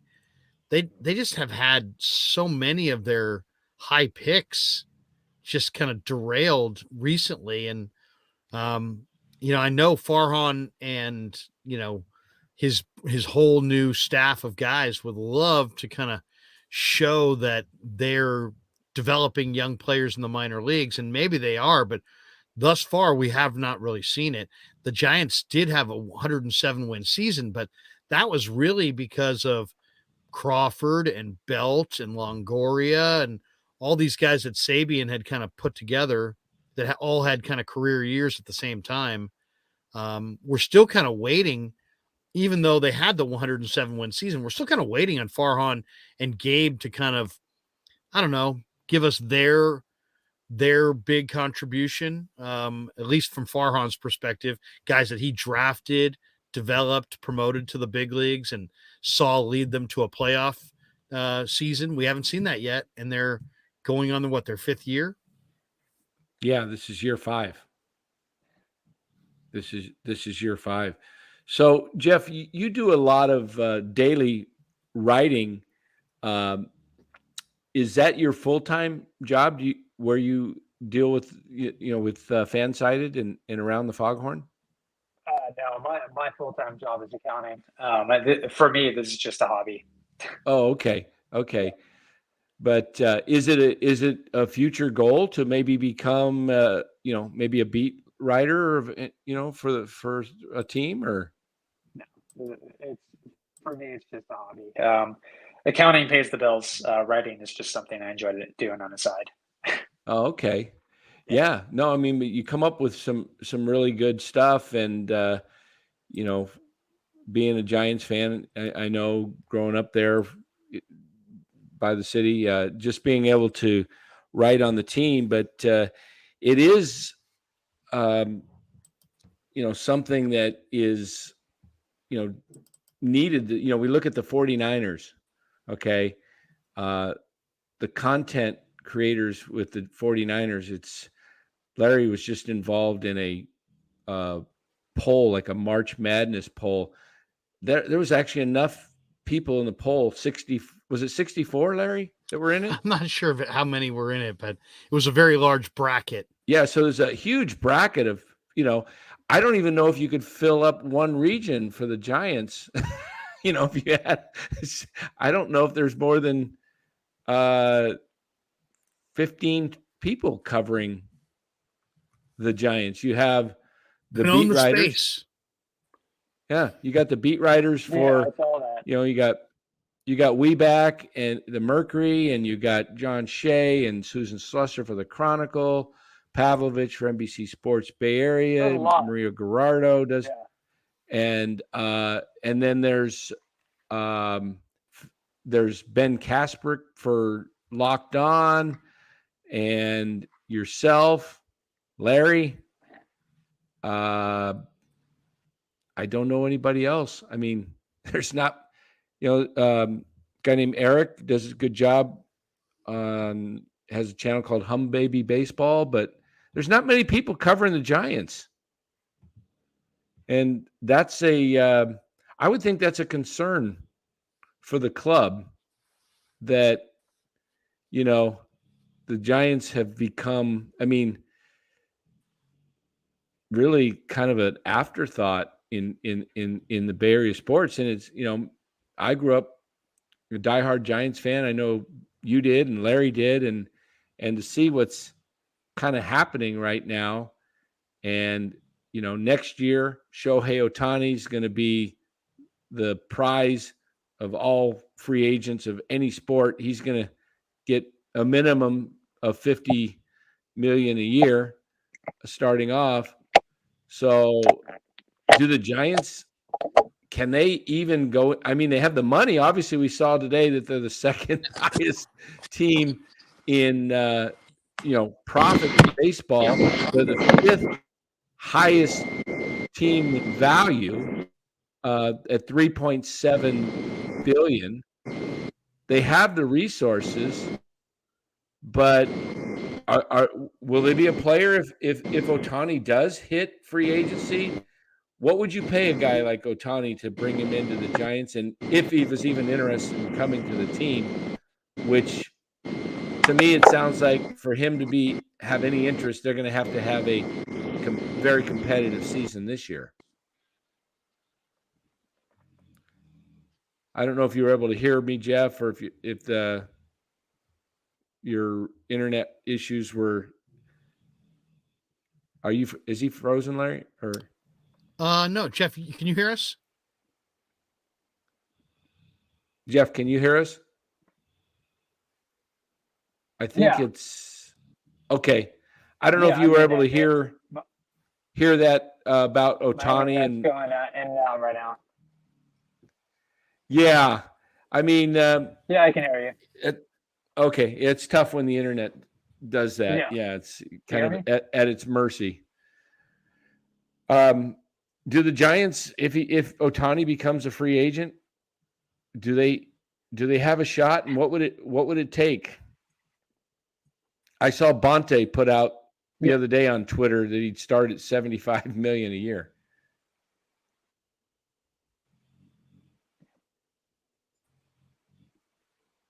Yeah, I think, Jeff, you know what? I'm gonna have you. I'm gonna remove you. Then try coming back in and see if it works. And if not, we'll have to catch up with you later because it's cutting in and out. I can't hear. Can you hear him at all, Larry? No. Yeah, I can hear you now. I don't know what's going on with my internet right now. Yeah, it's a little bit. I'm not sure if it's your mic but it's you're a little faded there with the voice. It's not coming through good, the audio. But if you can hear me, what I was talking about with Ohtani, you think what would it take for the Giants to bring in Ohtani, and would he even be willing to come here if the Giants are not competitive? Yeah, I mean, it's going to take a lot of money. He's going to sign probably a historic contract. It's crazy what we saw with him in the WBC just a couple of days ago. He's a unique talent. I think one thing that's interesting about Ohtani is when he originally came over to the United States, one thing he was looking at was he wasn't trying to follow somebody else's footsteps, in a sense of somebody coming from overseas to the United States. So he didn't want to go to like the Mariners because obviously that's where Ichiro made his name. He didn't want to go to a couple of different teams for that same reason. So I think with the Giants, if he's looking, if he kind of has that same approach and he sees a team like the Giants that really needs that impact talent, not necessarily following in somebody else's footsteps and joining up with a team that's already competitive. I mean, that might appeal to him. I just don't know how realistic of an option it is that Ohtani comes to the Giants. I think that'd be fantastic, but I have my doubts. Yeah, I mean, I was watching the WBC and I saw, a lot of these guys from Japan are really good players. It made me think, a city like San Francisco that has a huge Japanese culture population, why wouldn't the Giants go after Ohtani and maybe, when some of those other Japanese players are made available, go out and get some of these guys and maybe you build around 2 or 3 of these Japanese players who are very good. I mean, these guys, they're pitching. 21-year-old kid pitched against, was it Mexico with the game they came back and won? I think it was. The guy's throwing 100? Yeah, he's throwing 100. At 21, he threw 64 pitches. 26 of them were over 100. He was nasty. Yeah. Sasaki, I think his name was. Yeah. So as these guys become available, why not like have every team has this kind of philosophy that they build around. Why not build around some of these Japanese guys? I mean, they're in San Francisco. It's one of the closest cities to Japan. It's a natural market for them. I mean, they're not getting guys. They're not developing players. You see Rob C in the chat. He says Farhan scheduled a press conference for Ohtani already. I didn't see that. Where is that one? I'll say this. The one thing is, I think Farhan's keenly aware. He doesn't want to put out a bad deal. He wants he's trying to show everybody how smart he is and that he doesn't want to get taken on any of these bad deals. The reality is, if they're going to get a guy like Ohtani in their situation, they're going to have to pay a lot, and maybe a lot more than the highest bidder. And it might be something crazy like $60 or $75 million a year. And yet, when you look at what the franchise is worth and what the franchise potentially could be worth and what a guy like that potentially could mean, when you factor in merchandising and this and that, I don't think there's a bad number. I think you could throw out a record-setting number, and it would still be a good number for the Giants. It would still be a positive deal. So I think this year should tell everybody the reality of the Giants situation is they're in California. There's a lot of players that don't want to be in California. They're in the Bay Area. There's a lot of people that don't want to be in the Bay Area. We may like it, but other people don't look at it the same. You're talking about who are you trying to appeal to in free agency? Generally, you're trying to appeal to the wives of Major League Baseball players, many of whom live in the off season in Florida and Arizona. So if you're getting them, you're going to try to get them to sign on long-term to play in San Francisco. They've got to move. They've got to consider moving their family. And while I like it, I'm from here. You guys may like it. I don't think it's the first choice of big league wives who typically are moving from Arizona or Florida to the Bay Area. And then you mix in the tax. So the Giants are going to have to dramatically overpay if they're going to win these bidding wars for these incredibly coveted players. And yet Farhan's very wired to get a good deal, get a good deal, get a good deal, get a good deal.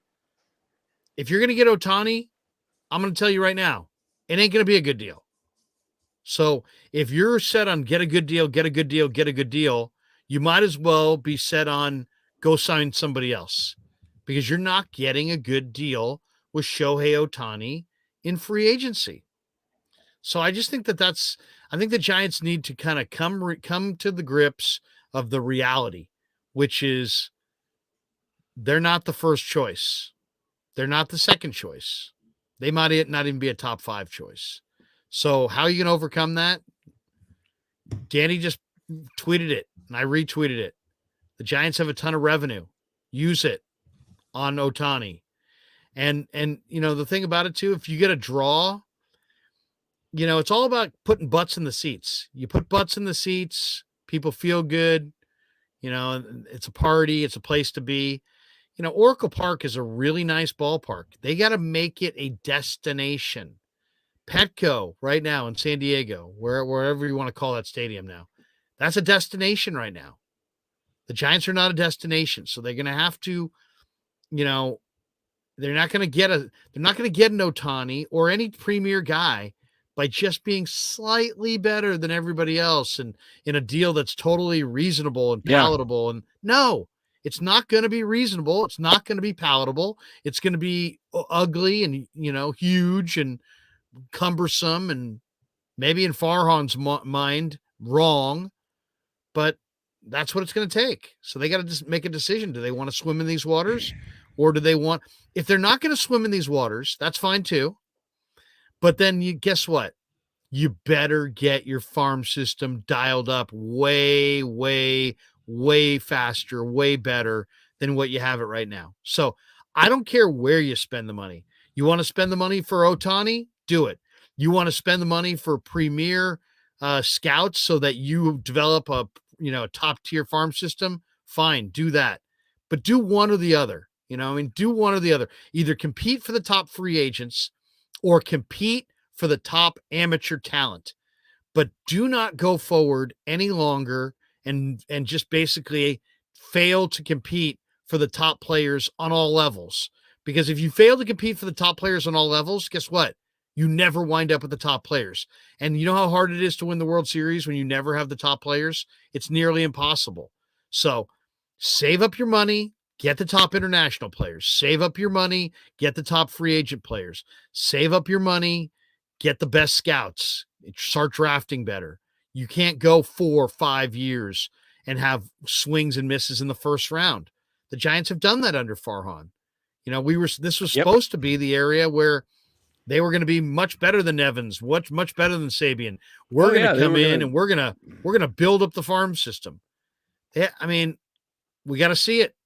Yep. It's you either build up the farm system or it's going to be time to go pretty soon. I can't imagine Farhan's got more than, 2 years, 3 years to get this right. He's on year 5 going on year 6. He's not getting a 10-year plan. I don't buy it. Yeah, no, I agree. And I think, I do think Casey Schmidt is going to be a really, he's going to be a star in this league. He's going to be a really good player. Harrison looks like a guy that should make it. Matos is starting to look good. Luciano, to me, he's a can't miss guy. Everything I've heard from every scout, every person that follows the game says his bat is going to play in the big leagues. He's a 30+ home run guy. He's got incredible power. Well, he's going to have his bat do it because it doesn't look like his glove's going to carry it. I don't think he's a shortstop. I mean, he can play it, but are you going to want him out there every day as your shortstop? I don't think so. I think his footwork needs help. Plus, if he's had back problems, shortstop's a tough position to play. I mean, you're bending over all the time. You're going in the hole. You're twisting your body, throws going up the middle. Yeah, shortstop would not be the ideal. And if Casey Schmidt's the third baseman of the future, I mean, there is a possibility you could go. You could go VR at third, Casey Schmidt at short, and put Luciano out in left field or right field. So they have potential. We'll just see what happens. And this year, Larry, is going to be, to me, this is the biggest year in Farhan's regime, 5-year. I mean, to me, you've got to show some positivity from the farm this year. I mean, you got to have at least Schmidt come up, make it. Harrison comes up at some point, and maybe the find of the offseason, maybe this Rule 5 pick, Blake Sable. He's a guy that is very athletic. In fact, I met up with Blake today after the game. He caught 7 innings. Let's hear from Blake here. We mentioned in the thumbnail that we had some interviews. I'd like to play Blake Sable here, and we'll see what he has to say.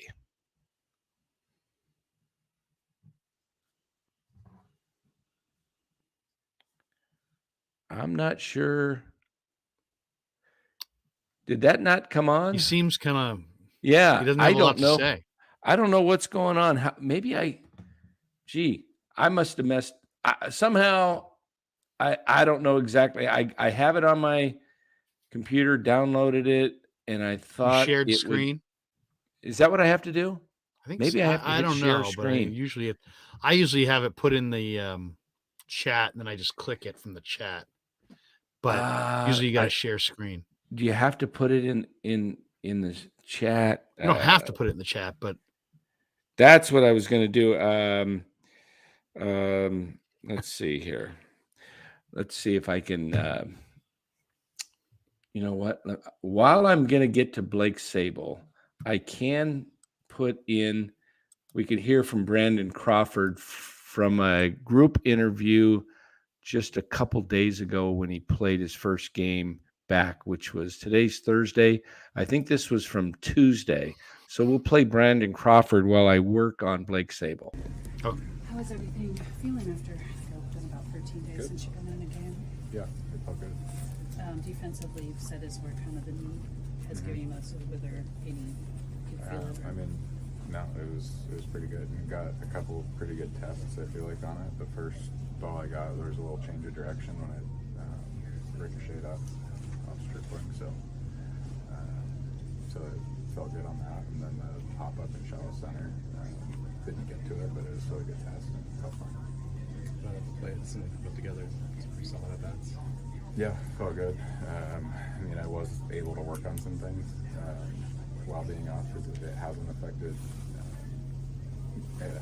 me a whole lot while hitting. So was still able to hit in the cage a few times, and yeah, felt good. What are some of the things that you were able to work on?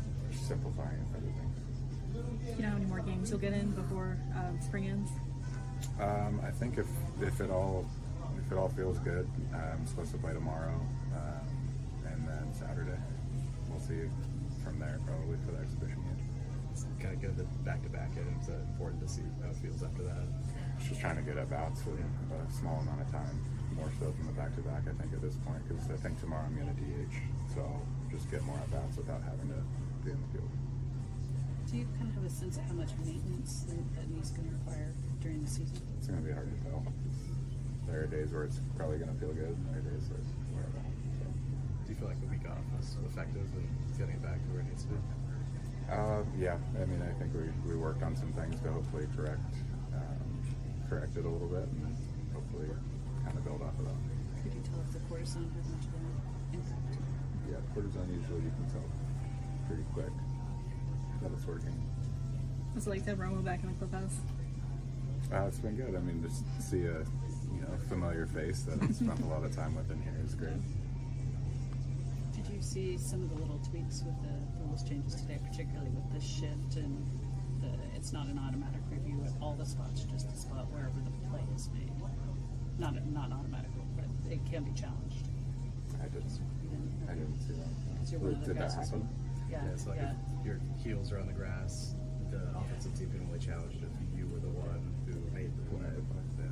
I didn't even know that. So. Yeah. Thanks for letting me know. I'll have to talk to Slater. He should be telling everybody that. You guys obviously have the Bay Bridge series coming up during a few days. What are your thoughts, having played in that for so long, as kind of a preparation for the regular season, kind of getting those games and big crowds, and Romo getting his back? Yeah, it's a fun way to kind of kick off the season. Be in an actual big league stadium, not a spring training stadium. I think it always gives young guys a good chance to kind of see what that's like. Especially if you haven't been in the big leagues before, to kind of see the bright lights and all that in a big league stadium before the start of the season. So, and then all games at the A's are always fun because a lot more fans seem to come out. So. From a defensive standpoint, are you enjoying the pitch clock, not having to sit out idly out there for longer stretches? It's a good pace, yeah. Having won both World Series and the WBC, there's a lot of guys saying that it means more to them to win the WBC. Do you kind of agree with that, or which one did you think meant more to you? I don't know about more, but it's definitely a really fun tournament that I really enjoyed. It's I've always said it's kind of like an all-star game with a postseason feel. So I mean, it was a lot of fun. I don't know if I could say it means more, but it was definitely a lot of fun. Did you watch last night? Mm-hmm. Yeah, I mean, 3 of the last 4 games were really fun to watch. And the other on the U.S. beat up on Cuba a little bit. I mean, it's still fun to watch, I guess. But like the close games at the end are a lot of fun. Thank you, Brandon. Thank you. Thanks. All right. There's Brandon Crawford from Tuesday. Maybe that was yesterday, because he said he was going to DH. Was the volume a little low? Is a little low, yeah, a little low. Yeah, that was yesterday. So he DH'd today. I saw him actually out in Glendale here against the White Sox. But yeah, he did say some days the knee's going to probably feel pretty good, and other days not so good, maybe. So that's a little concerning. Well, I mean, they're asking him to do too much. I mean, they wanted to replace him at shortstop for a reason, because he's older. He's an older player. Yeah. So the fact that they would come into this camp and not really be covered with another shortstop, I really thought they would go after another shortstop just to have another shortstop. Instead, it's like Tyro's their everyday guy at second, and they're just going to move him to short, I guess, right? Make him play short. I guess so, yeah. And they could bring Crawford. Crawford's 36 years old. Yeah. I think it sounds like from the quote that I read from on Twitter about having Casey Schmidt get ready, sounds like to me they're not so much looking at, hey, let's move Tyro over. Let's open up a spot for Schmidt. And that he says, Farhan says he's very close to being major league ready. How good's Wisely? He went deep today. Yeah, he hit that thing. That was a really nice shot. Wisely's a good young player. He's not He an had 2 hits everyday today. player. He's hitting 194. Yeah, But I don't think he's an everyday player at this point. Could he get there? Maybe, if he's on a really good team and you could kind of like a Jed Lowry. He has a little bit of he just retired today. Jed Lowry did? Yeah. Wow. What a, nice career he had. By the way, one of my favorite players in all of baseball, Sac State, Jesuit High School, Reese Hoskins. Oh, he got hurt. I heard. Torn ACL today on a ground ball to first base. Just fell backwards or something, right? Oh, my Somebody God. gave me that. Oh, that's awful. Dang it.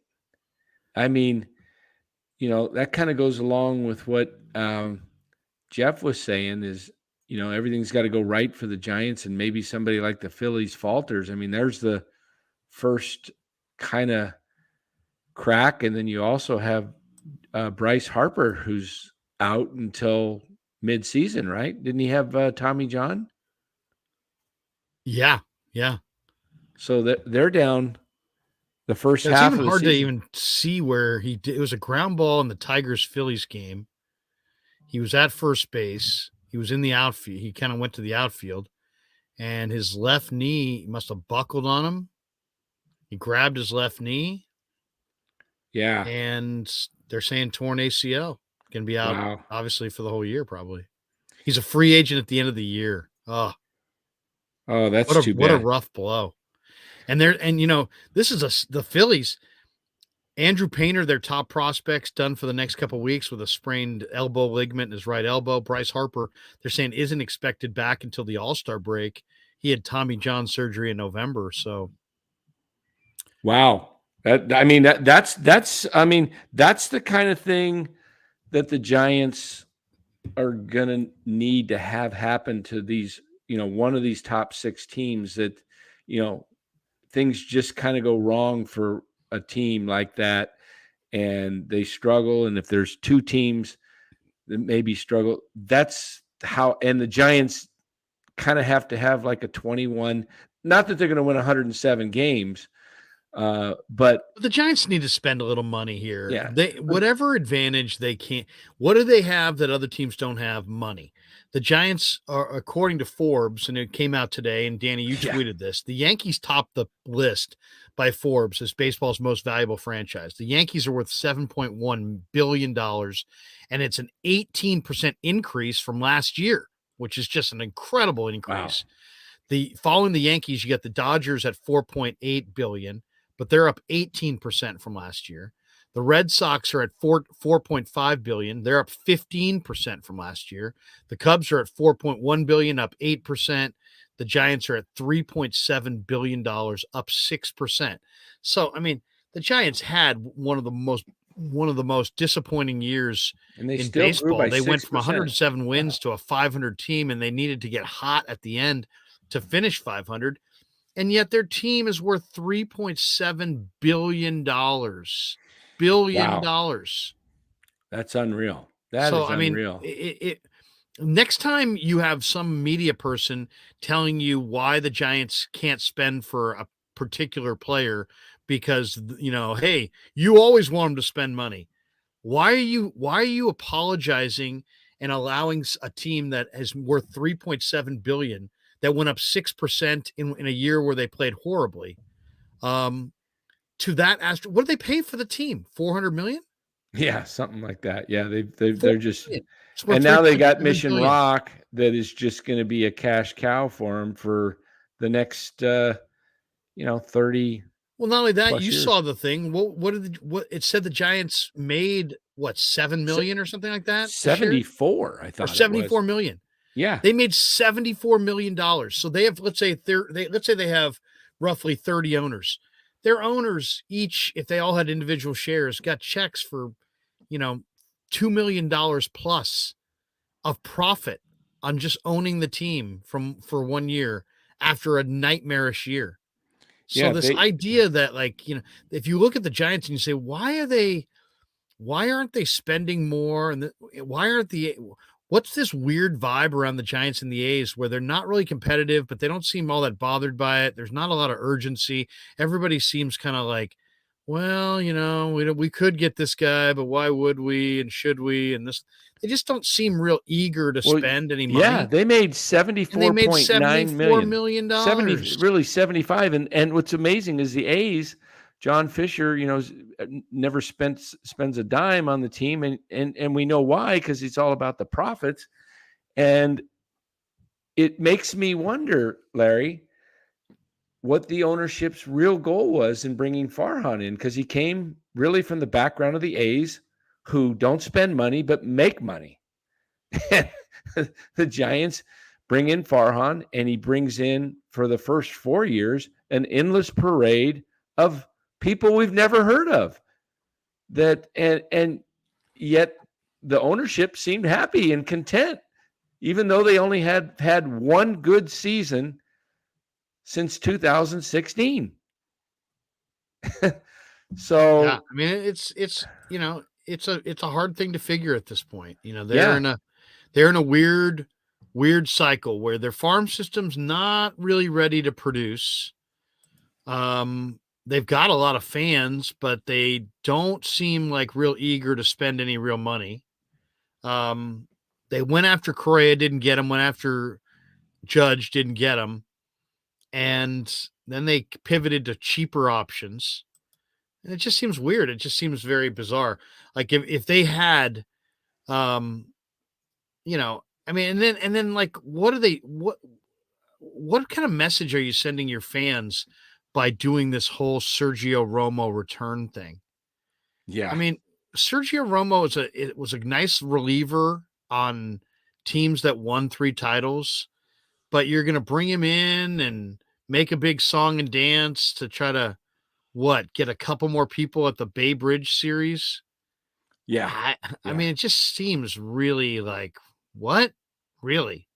That's what you're reduced to. You competed for world championships, and now your big thing is to get Romo to come back for a game that doesn't matter. It just seems like such a sideshow. Yeah.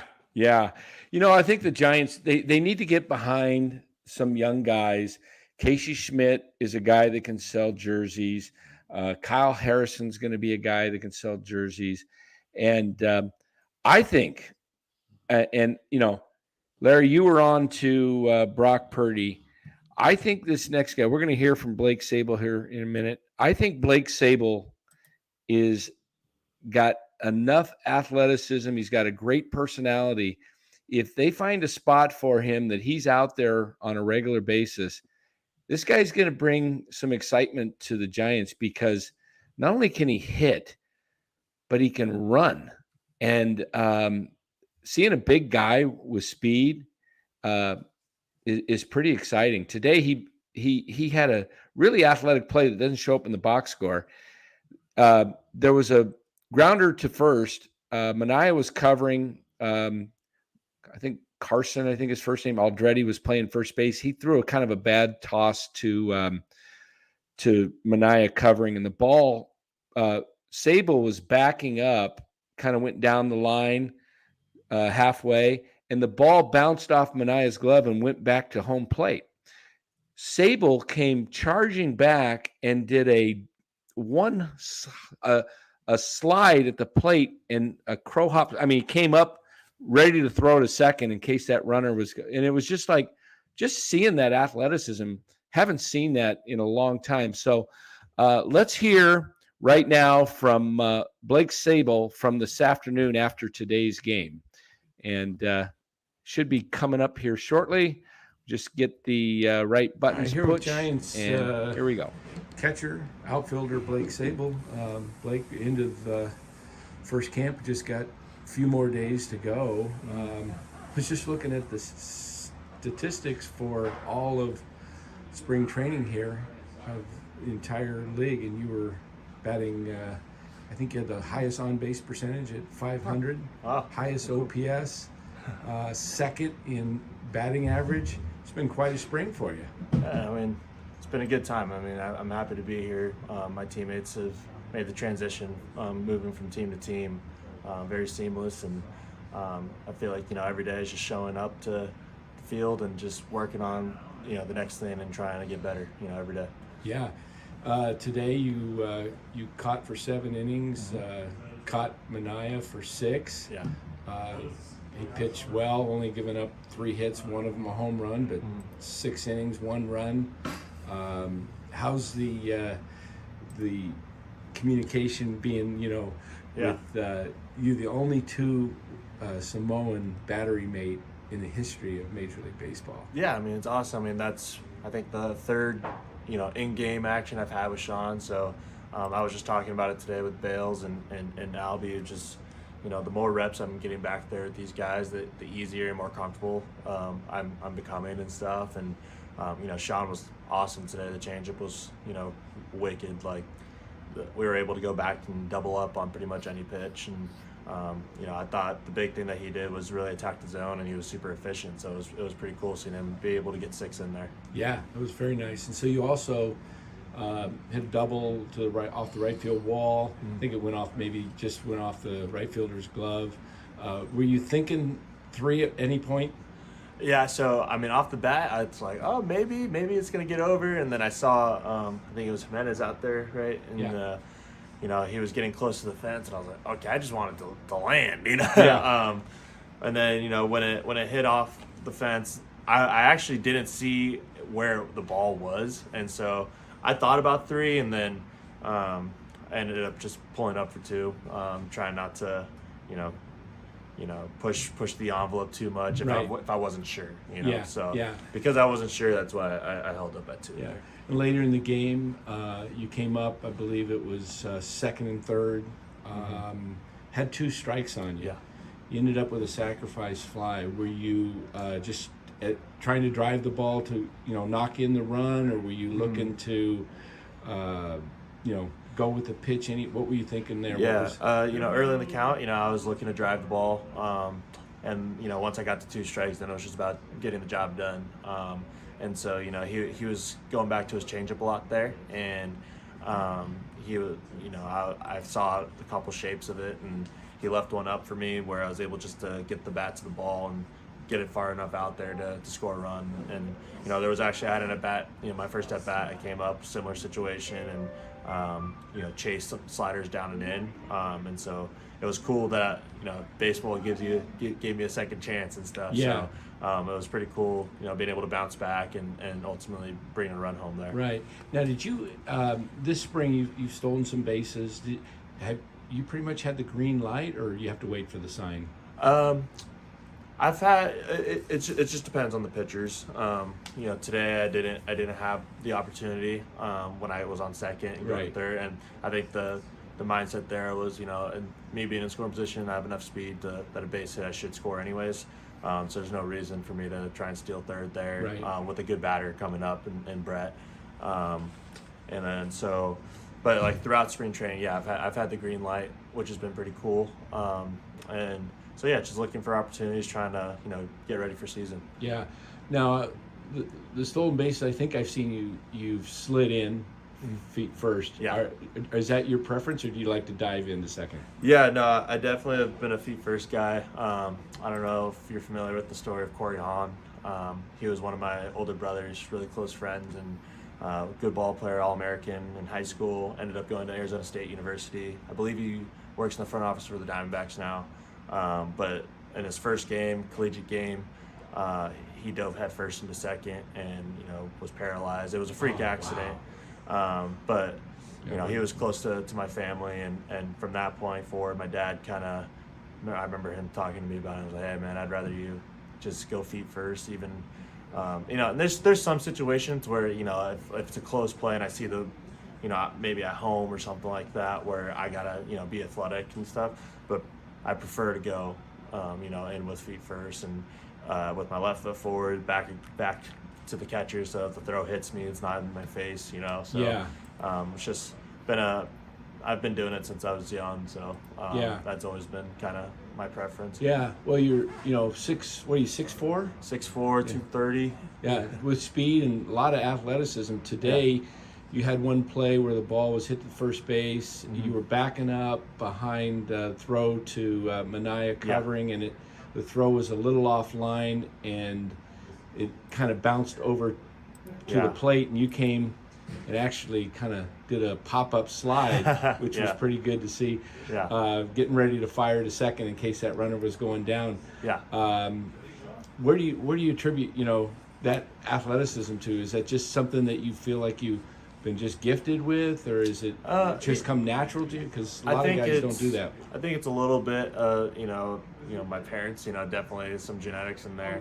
But my dad was a big influence for me in baseball, and backing up plays and going 100% and like always being ready for the event that might happen is kind of something he always preached. I'm kind of learning how to work smarter, not harder now. We'll talk with my coaches here, just like being ready for that 162 game season. Like I can't be going balls to the wall like every single day and then not expect it to affect my body.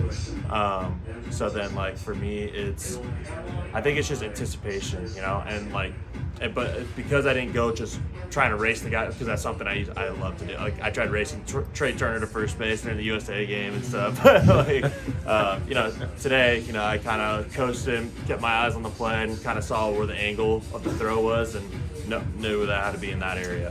Yeah, I remember when I was in Little League, I had an excellent fundamental coach. He ended up in the Little League World's the Hall of Fame. He was such an unbelievable coach, and but he always used to preach that every player on the field has a place to go 100% for every play. And so, when I was playing second base, it was like backing up first base on the throw, down the right field line, whatever it was.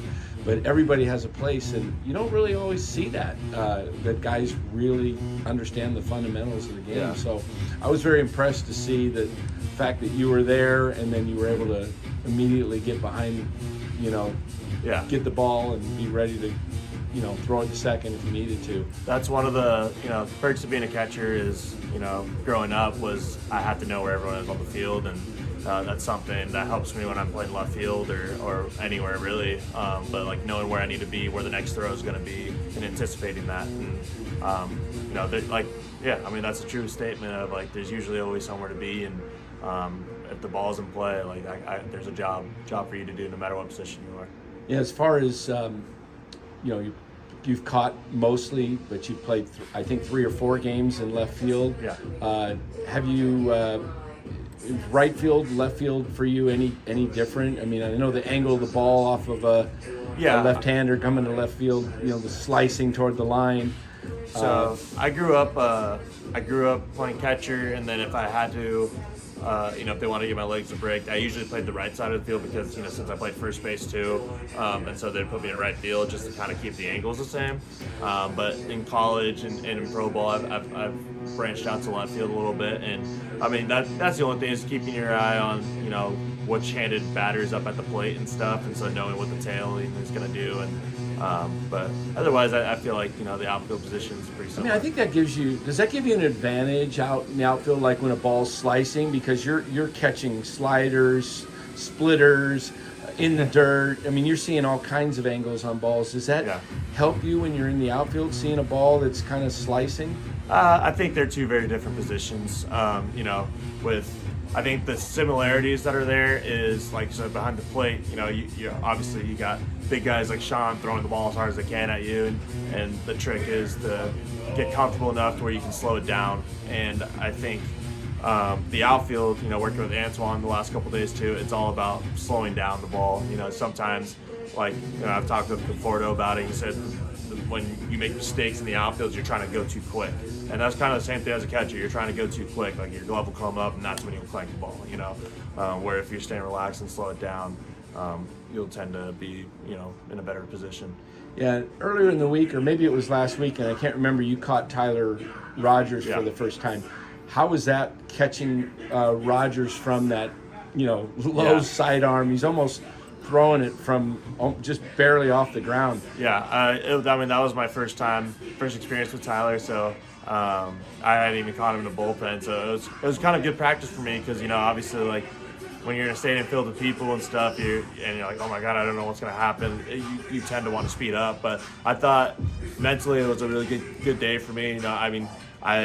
There was a catcher's interference I had. There was a ball that went to the backstop, but I felt like I kept cool, and I was able to stick the last slider for a strike, where that was the pitch that got by me, was that riding slider, and that's very unique in baseball because it kind of defies gravity. Yeah, is it actually rising, that pitch? Yeah, no, it definitely looks like it's defying physics, so it's pretty interesting. It's a cool pitch. Yeah, it really is. I mean, it's I did see it actually get by you, but it's like, I mean, that's pretty understandable the first time you've actually even been able to catch him. So, I mean, obviously that was an opportunity that Gabe wanted you to get in there and be able to see him before the regular season and everything. Yeah, 100%. No, so it was a cool opportunity and stuff. So I never complain about being out on the field. Yeah. So you go to Oakland. You go to Oakland for the first time this year. You get to be playing this weekend in the Bay Bridge series. Yeah. Ever played in a major league stadium? I have. I've played in for the All-American game in high school. We played at Petco Park, and then in college we played at Dodger Stadium, I think 2 or 3 times. So I've been lucky enough to play a couple games in some big league fields, but it'll be my first time up in the Bay Area playing in those stadiums. That's awesome. Yeah. Well, thanks for your time and good luck on the season. We'll looking forward to some great things in 2023 from you. Thank you. Appreciate it, Dan. All right. All right. Take care. All right. So, yeah, Blake Sable. I'm really pulling for this guy just because I've got a little chance to know him, and just watching the game all these years, just seeing a guy that has a beautiful swing and can play multiple positions. This is kind of the Giants version, I think, of a Dalton Varsho. I think Varsho is a little more, versatile in that he can play, really center field. And he's excellent out there in the outfield. Sable's definitely a lot bigger. I mean, you heard him say he's 6'4", 230. I mean, when Farhan said during the broadcast that tonight that he's likely to make the opening day roster, he's hitting 361. He's 13 for 36, 3 homers, 2 steals in 16 games. He's 25. They took him from the Reds in the Rule 5 draft, so they have to keep him on the major league roster for the whole year, or they got to offer him back to the Reds. Actually, so it's the Pirates. If you're saying that you think he's got real potential as an offensive player, this is a perfect year for them to give him that wide berth and keep him on the roster all year, and hopefully he can do some damage. Couple interesting notes from the Giants today. Farhan says that Sean Jelly has a really good chance of breaking camp. He also says that Bryce Johnson has an excellent shot at being there on opening day. And I guess DeSclafani got lit today by the Guardians. Yeah. 3-run home run to Josh Bell in the first, 2-run shot to Oscar Gonzalez in the fourth. Finished with 4 strikeouts, gave up 6 runs on 8 hits. He has a start or two like that in him. It seems like he got lit up by the Dodgers in 21. I think he gave up 10 runs in like an inning or two, whatever it was. He has 1 or 2 of those. It seems like. Hopefully this, he's a guy that has to be, on with his location, because if he's not hitting the corners, he can get hit pretty hard.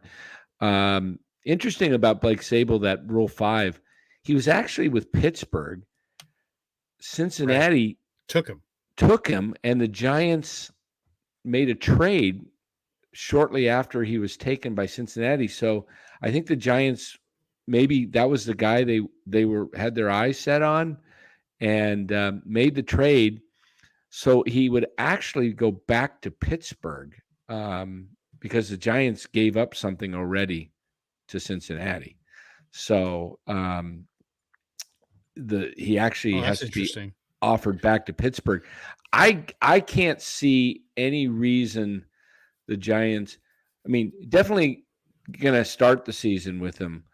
The only way I could see them, saying that he's not going to keep him all year on the 26-man roster is if, he just doesn't pan out altogether and he doesn't show any real. Well, he's not upside. much of a defensive player, so if he doesn't hit, he's not going to be up. Yeah, I think he has to hit. He can play an adequate left field, and he's doing a decent job behind the plate. What I like about this, Larry, is that if he hits, you could play him in left field. Let's say you got Bart and Perez on the team, and you also have Blake Sable as kind of a third catcher, also a left fielder, right fielder, first baseman, pinch hitter, DH, whatever. This opens up the doors for quite a bit, because let's say you're in a game where you've already taken Bart out of the game. He started and he's in the game, and you pinch hit for him or something. And then now you bring in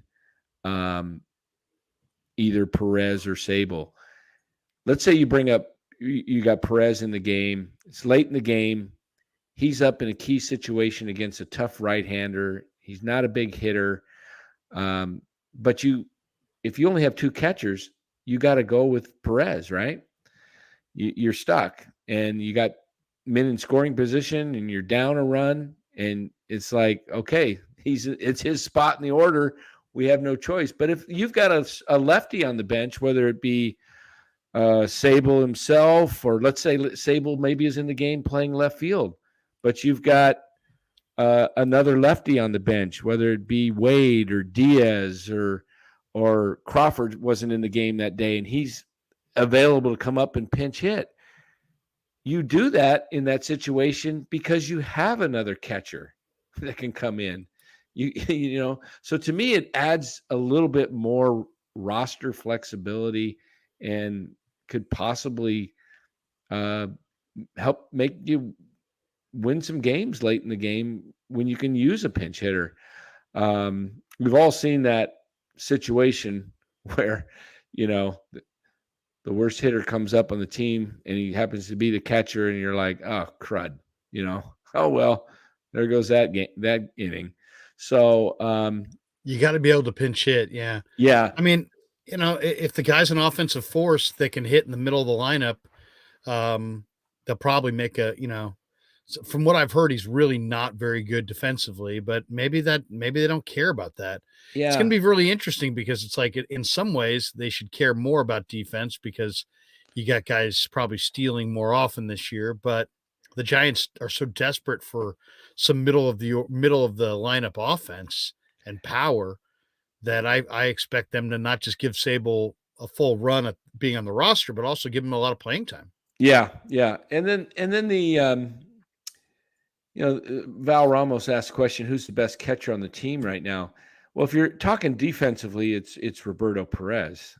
Alex Cobb raves about him as almost like he's the best catcher he's ever thrown to. His framing, his ability to just handle the pitches. So if you're talking offensively, it's right now, hitting wise, it's probably Blake Sable. Bart has probably the highest upside of all of them. But it remains to be seen, what he does. They got to make a decision on Roberto Perez by Saturday, by 2 days from now. Interestingly, he has an opt-out. If he's not on the 40-man roster, and he sees possible, doesn't have any assurances that he's going to be on the Giants roster this year, he may opt out and, elect to go free agency, and any team can pick him up, or he could sign with any team. I got to believe, I don't know how that works. Do you know how that works with the 60-day? Can they put a guy on the 60-day IL at any point, or do they have to wait until the official season starts? I think you have to wait till the season starts. See, that really don't quote me on that. Yeah, I'd like to find that out, because they obviously know that Luke Jackson and Luis Gonzalez are not available till in Gonzalez's case. I just spoke with him yesterday how he was feeling, He had back surgery. He had a disc removed in his lower back. Rather than doing epidurals and trying to repair it, they just removed it, I guess. So he's 4 months away from playing, 3 months from even starting to swing a bat. So he's not even going to be available till after the All-Star game at the earliest. So he's going on the 60-day, but what can you do? If they got to wait till the season starts to put somebody on the 60-day IL, then you have to remove somebody from the 40 right now. If you're going to put Perez, unless you tell him, hey, look, you're on the team. I think they could probably do that. Look, we have to wait another week before we can put somebody on the 60-day IL to open up a 40. You're our opening day, or you're on the 26-man roster. Just hang. I'm sure that's something they can get around it that way. Another guy who's out of options who would be very popular pickup is Trace Thompson. He's hitting .074 for the Dodgers. Interesting. He's a right-handed hitting outfielder. The Giants don't have a lot of right-handed hitting outfielders. They have none right now. Yeah. The only one they have is Piscotty, and he's not on the roster. So, I don't know what LA's roster crunch is going to look like. They've got a lot of depth down there. They've got Bradley Zimmer in that camp. There's other guys down there. But, he's hitting, as I said, .070 something. So, I think Trace Thompson would be a nice player to have if you're the Giants. I don't know. Maybe I'm the only person who likes Trace Thompson, but I think he played pretty well for LA. He's a little bit more athletic than you think. He would be a very popular move with Klay Thompson playing down the street. That's for sure. Yeah, that would be pretty interesting. Jim Millay says, what's up, fellas? Dan, please tell me Casey Schmidt makes the team. Definitely better than BR this spring. Yeah, we talked about that. Larry talked about that at the very beginning of the show, that he feels like he should make it. I don't think the Giants are going to do that, just because they've already said they're pretty much going to start him in AAA, but they're going to play him at shortstop a lot down in Sacramento to get him ready. And Farhan believes he's like very close to being major league ready. To me, I agree with Larry. He looks major league ready. But I think there's lots of reasons. He's right-handed. They need right-handed hitters. I think the best reason to promote him is that I don't think he's going to fall on his face, but I think the real best reason to promote him is that every team has to have at least 2 or 3 everyday guys. You got to have. This idea that you can platoon the whole roster, you cannot platoon the whole roster.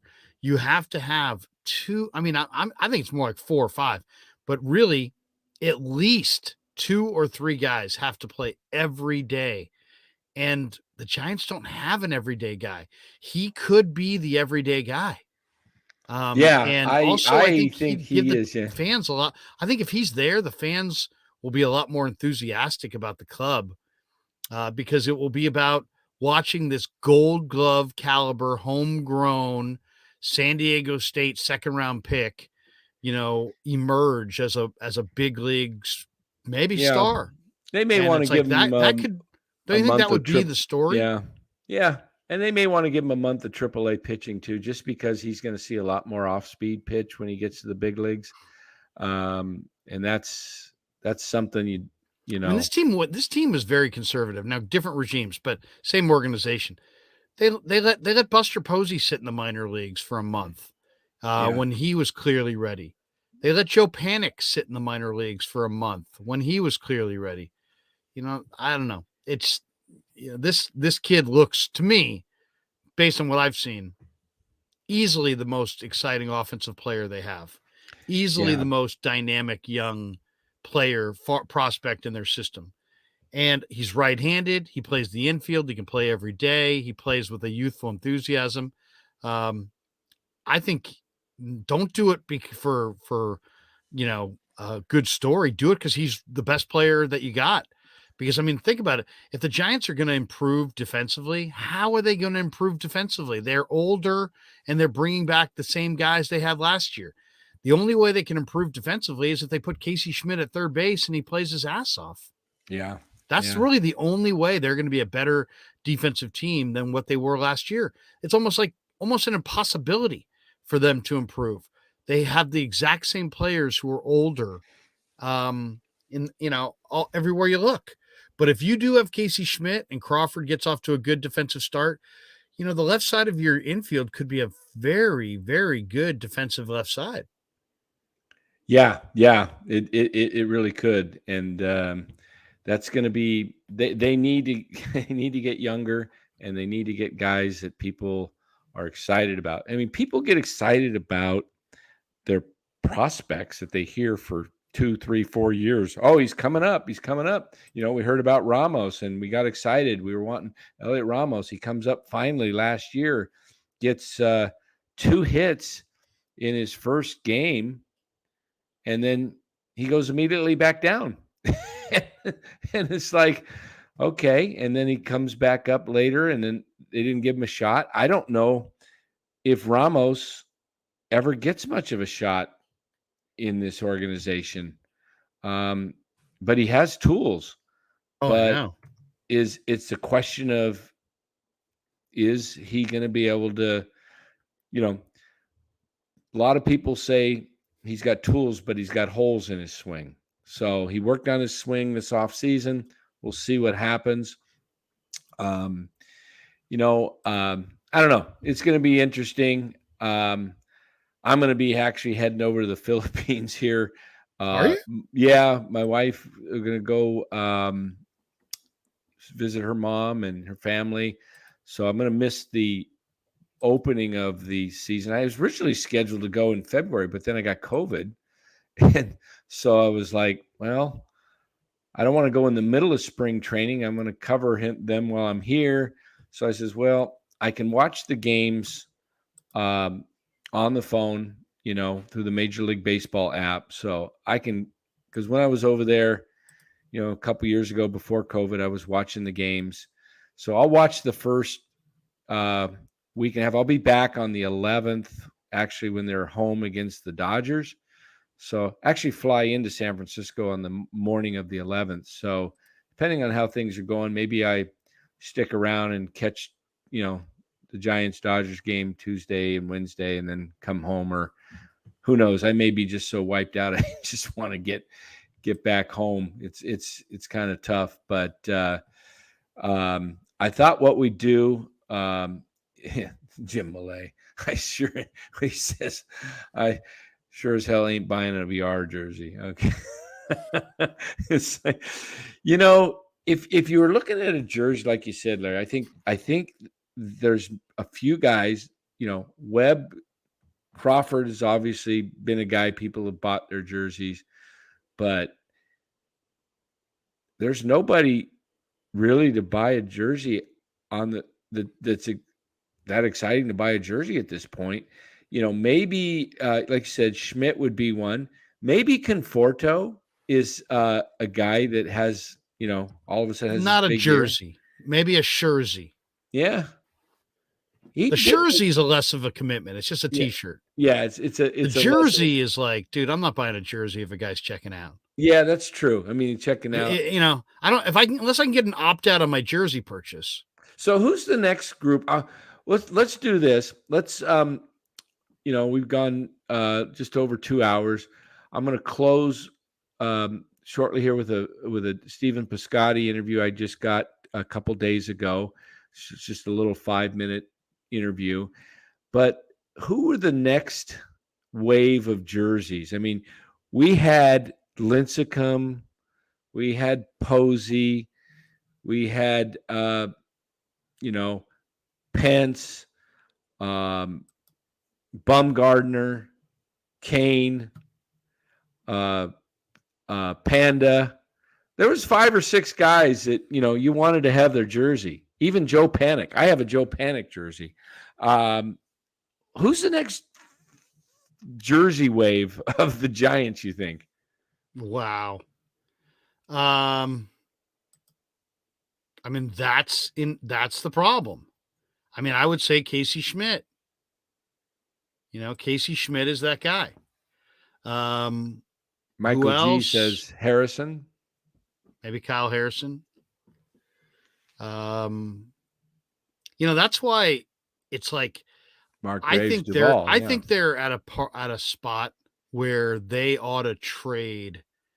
They ought to try to make a trade where they trade 2 or 3 of their prospects for a player that's, who's ready to roll right now, but that may be a free agent at the end of the year. Somebody that they could play every day, that would be a really good player every day, but that and be willing to trade Luciano and be willing to trade Matos, be willing to trade Bishop and Bednar, 2 or 3 of these guys in a deal for a young major league controllable player, a Cedric Mullins or somebody who's on a team that, they're willing to take a step back. I'll give you a guy who if I were the Giants, I would definitely be trading for this spring is Ramon Laureano. Why? Because Ramon Laureano plays with this infectious enthusiasm that is entertaining and the fans love. He's kind of like an Eric Burns type. And I think the Giants could really use that kind of energy in their outfield. He's a right-handed hitter. He's got a great arm. You could play him in right or center. I think a guy like that, what do the A's need? The A's don't need him. They've got other guys. You could probably get him for a minor league player or 2. And a guy like Laureano, I think, could give the Giants an everyday guy in the outfield who's major league caliber, who plays with a lot of energy, who plays with a lot of juice, who's a lot of fun to watch. I mean, that's the kind of pickup they need to make. And then also what I suggested before to Jeff, looking at the out of options guys, there's 2 that I really like. And I like Jorge Mateo. And I realize Mateo's a good player, but could you make a trade for Jorge Mateo? And the other guy I really like is Estevan Florial. And Florial's got a lot of talent, a lot of speed, a lot of talent. Maybe you've got you take a spot in the outfield and, since you got a bunch of guys who are under option, out of options or not out of options that have options, send those guys back to the minor leagues and see if you can get a guy like Florial to play well for you. I'd like to see some move at the end of spring training as they pare the roster down that moves some minor league players for a major league ready player who's ready to help them right now. Because they need help at the major league level. And let me ask you this. If they made one trade like that and they got a couple of breaks, they may be able to be a surprise wild card team. If they are a surprise wild card contender for much of the year, that right there is going to be, make the year dramatically better. Here's an interesting thought, a trade. Giants have looked to say, hey, we'd like to bring in people that are, from the Bay Area, Sacramento, that are, kind of grew up here. Joey Bart was a 2nd-round draft pick overall. He struggled. There's another 2nd-round overall pick that struggled. He was the 2nd pick. Your 2nd pick. I mean, not 2nd round, 2nd pick, excuse me. 2nd overall pick. There's another 2nd overall pick. He might have even been the 1st pick. I can't remember. But Spencer Torkelson from Petaluma, Arizona State, struggled last year with the Tigers, hit only 203 with 8 home runs. They were a little down on him. What if the Giants packaged, maybe a Bart and one of their pitchers that is, one of their higher rated pitchers in the top 30 prospects, and took a shot on Torkelson, who has tremendous power. Grew up, like I say, Petaluma. He had 203 last year with 8 home runs. He had a rough year. 23. Yeah, but I mean, there's a guy. The Giants don't have a first baseman. It's a right-handed hitter. Yeah, right-handed hitting at Oracle. We've seen guys been able to drive the ball left field pretty good. I would like to see something like that, just because the guy has the potential. I talked to a coach at ASU. I was at a high school baseball game, and he was the assistant coach for ASU. He was there scouting a kid, and I was talking to him about Andrew Vaughn. Oh, I love Andrew Vaughn, the Cal kid. Yeah, hit 270 last year. Yeah. 17 home runs. And he said, our kid Torkelson's even better, So I wonder, he was the first overall pick. Mark Graves said he was. Yeah, I knew he was first or second. I couldn't remember. So he's a guy that you probably have to give up more than, just Bart. You'd have to give up, I'm sure, maybe a top pitcher in the minors.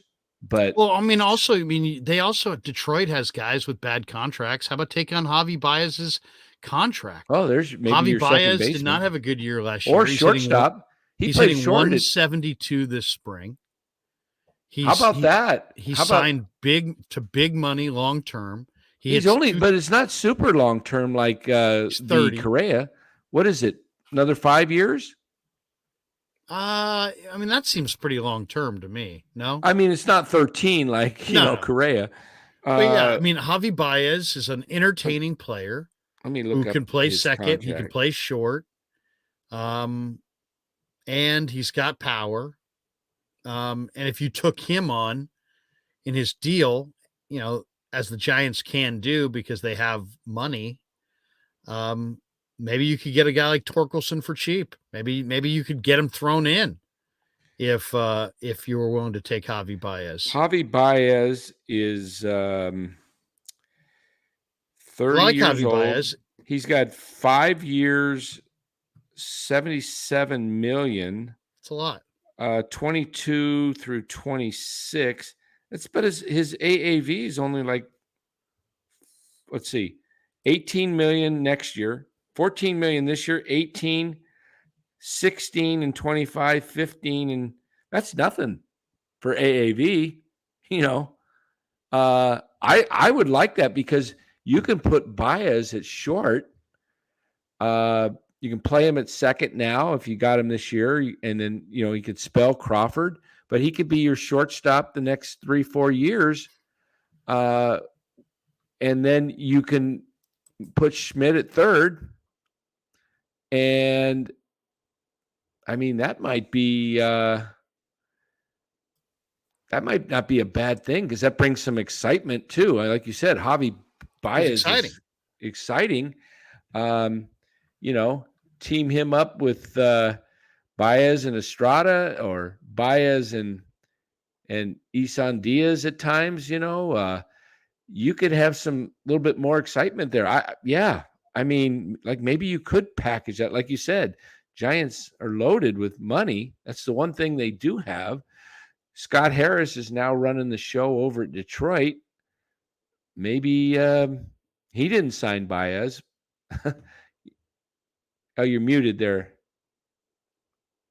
You got your mic muted. I was going to say they would love to get out from underneath that contract. Yeah, that's an idea. You just more than anything. You just gotta see if you can do something to kind of give yourself a little bit of extra juice. Because right now, I heard Dave Fleming do an interview today where he said they like their 40-man roster, but what are we talking about here? Really? Who's at first? Yeah, right now you got Lamont Wade and Wilmer Flores, Jock Peterson.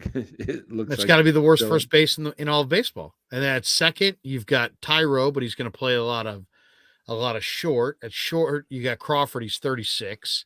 You got VR, who's hitting 120 at third. Bart swings through a ton of pitches, and Austin wins, and who knows? I don't think Wins makes the team. Yeah, I can't. He's not.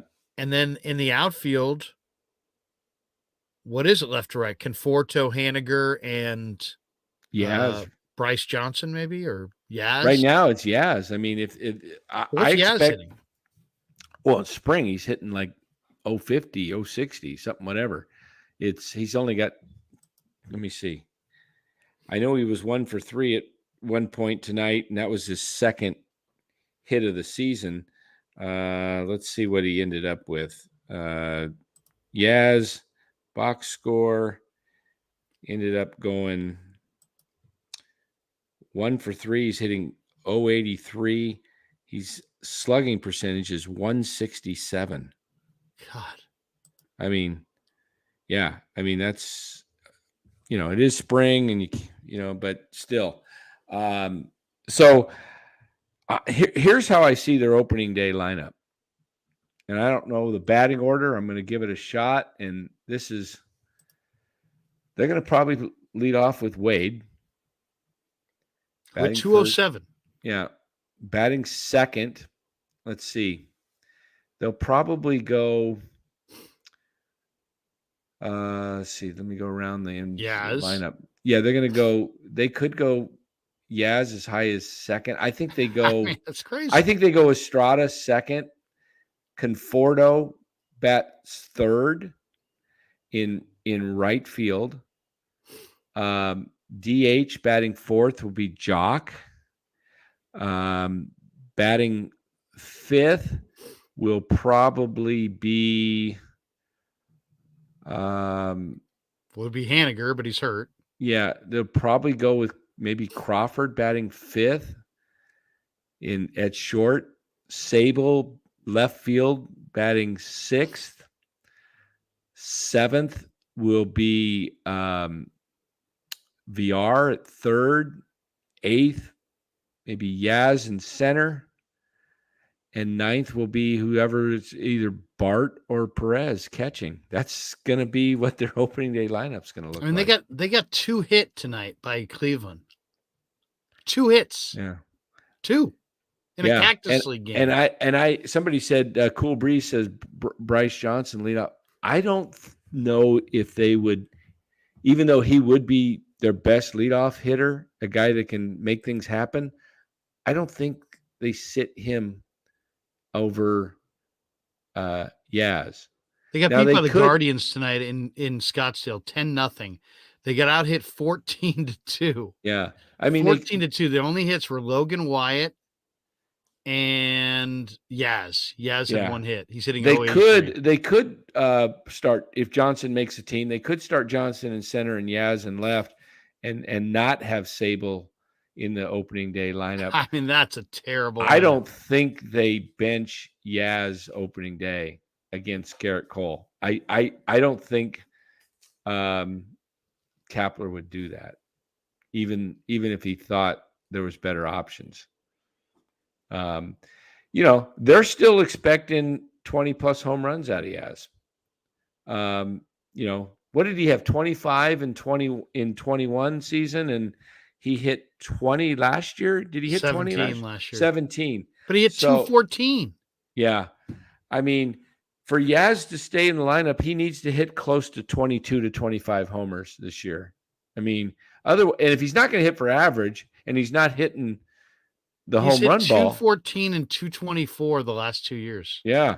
I mean, that's just not going to cut it. I'm going to go back to what I said at the beginning of the show.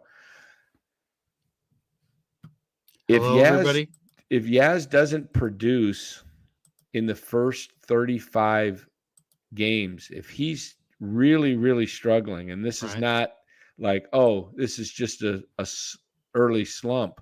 I mean, you wouldn't call last year and the second half of 21. Remember the second half of 21, he started to struggle too. Remember they started platooning him more. Then you're going to have to look and say, hey, we got to have production. So this is a big year for a lot of these guys. Wade's got to prove himself. Yaz has got to prove himself. So we'll see. I mean, it's going to be They're at a point now where they should, on the cut down week, they ought to be right there, in their office, never leaving their phone, watching every guy that comes across that gets cut and seeing if that guy's an improvement on what they have. Yeah. Because, I mean, give you an example. Take the A's, for example. I asked Townie about Brent Rooker. Brent Rooker today drew 2 more walks. He scored 2 runs. He's DHing for the A's. He's a pretty good looking young hitter. He's hitting 344 this spring. 344, and he's a right-handed hitting corner outfielder who can really hit. Brent Rooker was a very good college hitter. And, it took him a while but now this spring he's hitting 344. He's got a 523 on base. He may make the A's, he may not. But if they try to squeeze him through waivers or something, or that's the kind of guy that I would grab and just say, is he out of options? I don't know, but I mean, if they're sending him back to the minor leagues and you could get him, I might want to see if I can get a guy like that. Listen to this comment from SC Baller 2187. Says, Dan, the lineup you just named made me text my boss and retract my opening day off. Okay. Yeah. Wow. And by the way, for those who are maybe this new channel, for those who are in the chat, if you haven't subscribed, hit that subscribe button.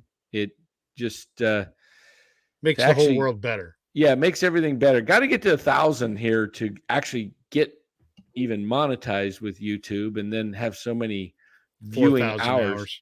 Yeah, so taking a while. So we're at 220 right now, but hit the subscribe button, hit the like button. It helps the algorithms and everything. So that would be great. But I think we're going to close it here. It's getting late. I'm going to close it with a Steven Piscotty interview, and then just to play that. And then I really like Piscotty. I'm hoping he makes the club. This is kind of a 5.5 minute interview, but we got to talk a little bit about his days with the A's and stuff. So here's Steven Piscotty. When we come back, we'll close out and enjoy this interview. Here with Giants outfielder Steven Piscotty. Steven, you're back in the lineup after being out for a little bit with some. Was it an oblique or was it a knee? What was it? Side. But you obviously you're feeling 100% now. Yep. Got in there yesterday. It was great. Yeah, I was at the game. Big 2-strike, 2-out, bases loaded hit off Noah Syndergaard. Mm-hmm. Were you looking to go to the right side, or just where the ball was pitched? What were you? Just trying to put the bat on the ball, make hard contact somewhere. He had his changeup working pretty well. Fouled a few pitches off, broke my bat on one of them. Just kind of in battle mode. Whatever he was going to give me, I was going to try to do something with. And the next at bat, you got a pretty good drive on almost close to the warning track in center field. Did you think you got all of it, or did? It was a good swing. It didn't feel like it was going to get out, but it was felt like a good swing. I was happy with that contact. Felt like I saw that ball pretty well and was able to execute. Yeah, I know your goal, as we talked earlier in camp, to make the opening day roster. I mean, seems like a really good opportunity or possibility with that right now, with Slater being down and possibly Haniger not being available. You might be the only healthy right-handed true outfielder on the roster at this point. I mean, that's all kind of out of my hands. I'm just trying to focus on the day-to-day. Obviously, with the side stuff, just kind of focused on taking care of myself, focusing on, being healthy and feeling strong. And so that's kind of my goal. All that stuff, it's out of my hands. Yeah. And I'm just not going to focus on it. Now, growing up, you grew up in Pleasanton. Was it Foothill High you went to, or? Brandon did. I went to Amador. Oh, Amador. Okay. Amador. I went to Clayton Valley myself. So. Okay. We played you guys. Yeah.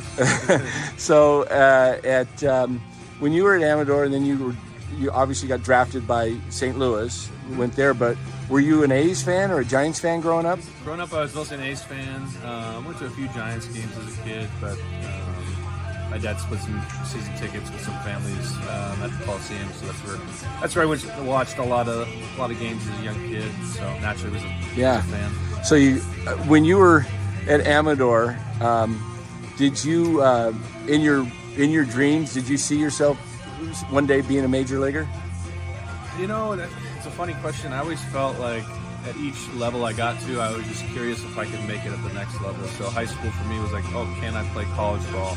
And then getting into college, like, oh, can I play pro ball? Can I play in some of these summer leagues? Kind of one step at a time.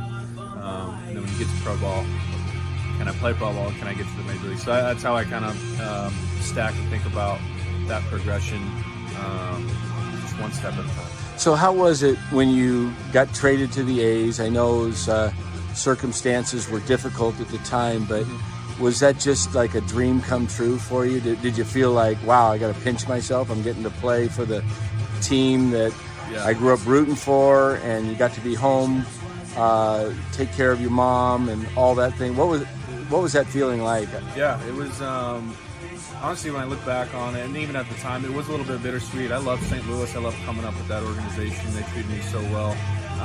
But obviously getting to come home, be with family, play for the team that you grew up kind of pulling for. You can't put a price tag on that. It's a pretty special thing. And I'm very grateful for that opportunity. Yeah, I know it was a difficult circumstance, but you handled it great. Wasn't it your first at bat? You got a big hit or something? Was it a home run or? Yeah.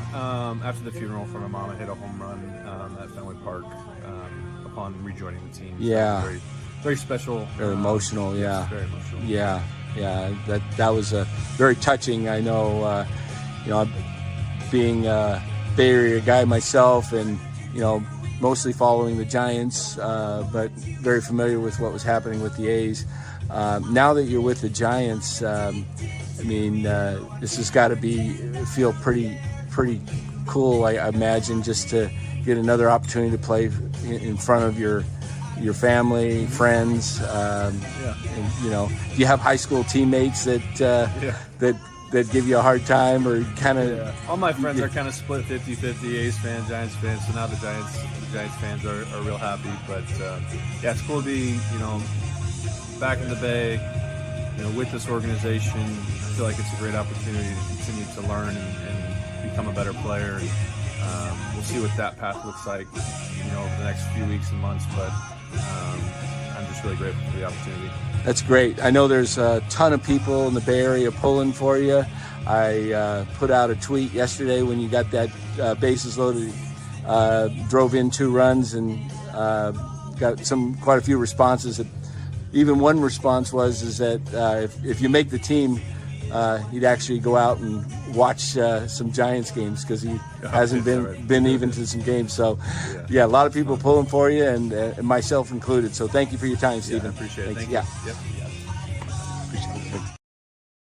All right. Now, good guy, easy to root for. Yeah, if you can't pull for that guy, check your pulse, because that guy is a class guy. Went through a really tough time. Decent. Yeah, I'll tell you, Larry, he's got some surprising pop in his bat. I would not be surprised if he had a decent year in the National League. I think there's room for right-handed hitters to thrive at Oracle. I just don't think the Giants have had a lot of big-time right-handed hitters. I think if he got into a nice rhythm, especially if he got some ABs early, he might be able to carve out a decent year in the National League. That would not shock me. Yeah, it would be nice to see. He's definitely a guy to pull for. But so, what do you got going tomorrow? You doing any live streams? You got any upcoming interviews? What's going on the Krueg Show tomorrow? Tomorrow is Friday, and the great Vish Kumaran is going to be on my show at 3:00 in the afternoon. And then I don't know if we're going to go live tomorrow night or not, but the Warriors play the Sixers at home, 7:00 start. So there's a chance that if you, Frank, Cy, Baller, Rye, whoever wants to join in, we might wind up going live tomorrow night after Warriors Sixers. If not, then we'll just do the live stream tomorrow with Vish and look on, go get into the weekend that way. So I think everybody on here is a subscriber to your channel, but if not, subscribe to the Krueg Show. Over 15,600 subscribers, I think, at this point, right, Larry? Somewhere in that vicinity? Yeah, I mean, let me double check that. But yeah, I think we're it's been incredible. The last this last year is just we're right at we're exactly 15,700 even. Wow, even 15,700. Nice. So we're Shoot, approaching. I wish I would have called that. Like you almost got my $41 the other night in my wallet. I was at 42. You said I was at 41 in there. So, yeah, I think there's still 41 in there. I rarely use cash. It's kind of weird. Tonight, I couldn't find a parking spot at Del Boca Vista. Well, I went down to the Scottsdale. I was at the earlier game today, and then I talked to Kapler. He was pulling out of the parking lot in his car. What's he drive? I didn't even remember. It was a little it wasn't anything fancy. It was just a rental car, I'm sure. But it was kind of funny because when I pulled into the you were talking to him while he was driving? Well, what happened was I pulled into the parking lot just before the game started, and I was like, "Oh wow, there's Gabe." It's like 10 minutes before the game, and I go, he must not be managing, but he was in his uniform, in the car in his uniform, just the pants and then the kind of a long sleeve shirt. It wasn't a real jersey. So I see him go into the stadium, and then I had just finished interviewing Sable, and I walked out of the clubhouse, and there's Gabe getting in his car, and I'm parked, about a little, and then as he's pulling out, I'm like, "Stop the car!" What'd you say? I said, "Stop the car!" No, so he rolls down the window, and I said, "Hey, you got 5 minutes? I can meet with you before you leave town. Saturday." He says, "Well, you could probably catch me tonight after the presser." So about 5:00. So right now it's like 3:15. So I run home. I do a couple things, and I leave, and it's like crud. 5:00 traffic. Takes me an hour to get there. I get there 10 after 5. Presser, I thought, well, I can still catch him. He's probably, he did it at 4:30. Marty said. So I missed it. So I stayed for the first inning. I said, well, shoot, I might as well grab a sandwich then if I'm going to be here out of the press box.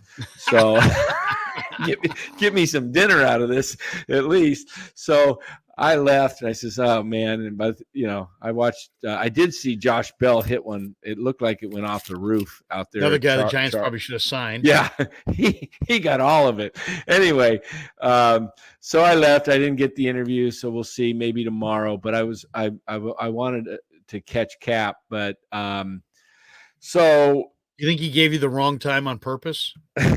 Maybe he just checked with Chiz. Anyway, we'll see. So turns out that where was I going with this anyway? About tomorrow. I don't know.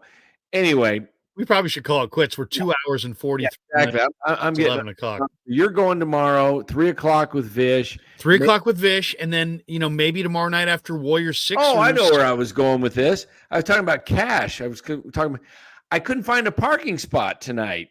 It was just packed, and so I had to walk.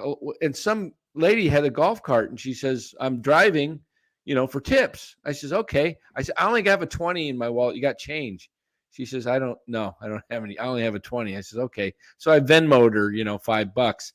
But it was like, and then I left. The game's already going on, and there's people looking all around going, "Where do you park?" Asking me because they saw me walking out. And I guess I had my press credentials, so they must have thought I was important or something. They're asking me, "Where do we park? Where do we park?" And so I told one guy, I go, "Follow me.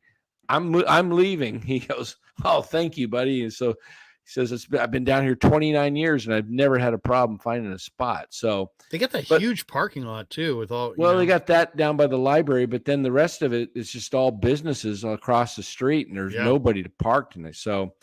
Anyway, let's wrap it up. We'll close out. Catch Larry tomorrow, 3:00 on his channel, the Krueg Show with Vish Kumaran. They'll be talking Niners, imagine.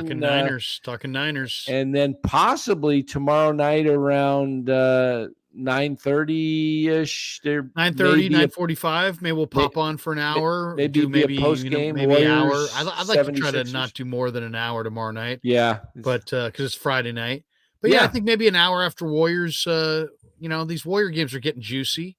Yeah, 8 games to go, so it should be pretty exciting. But anyway, thanks for joining us, everybody. If you haven't hit that like and subscribe button, please do so.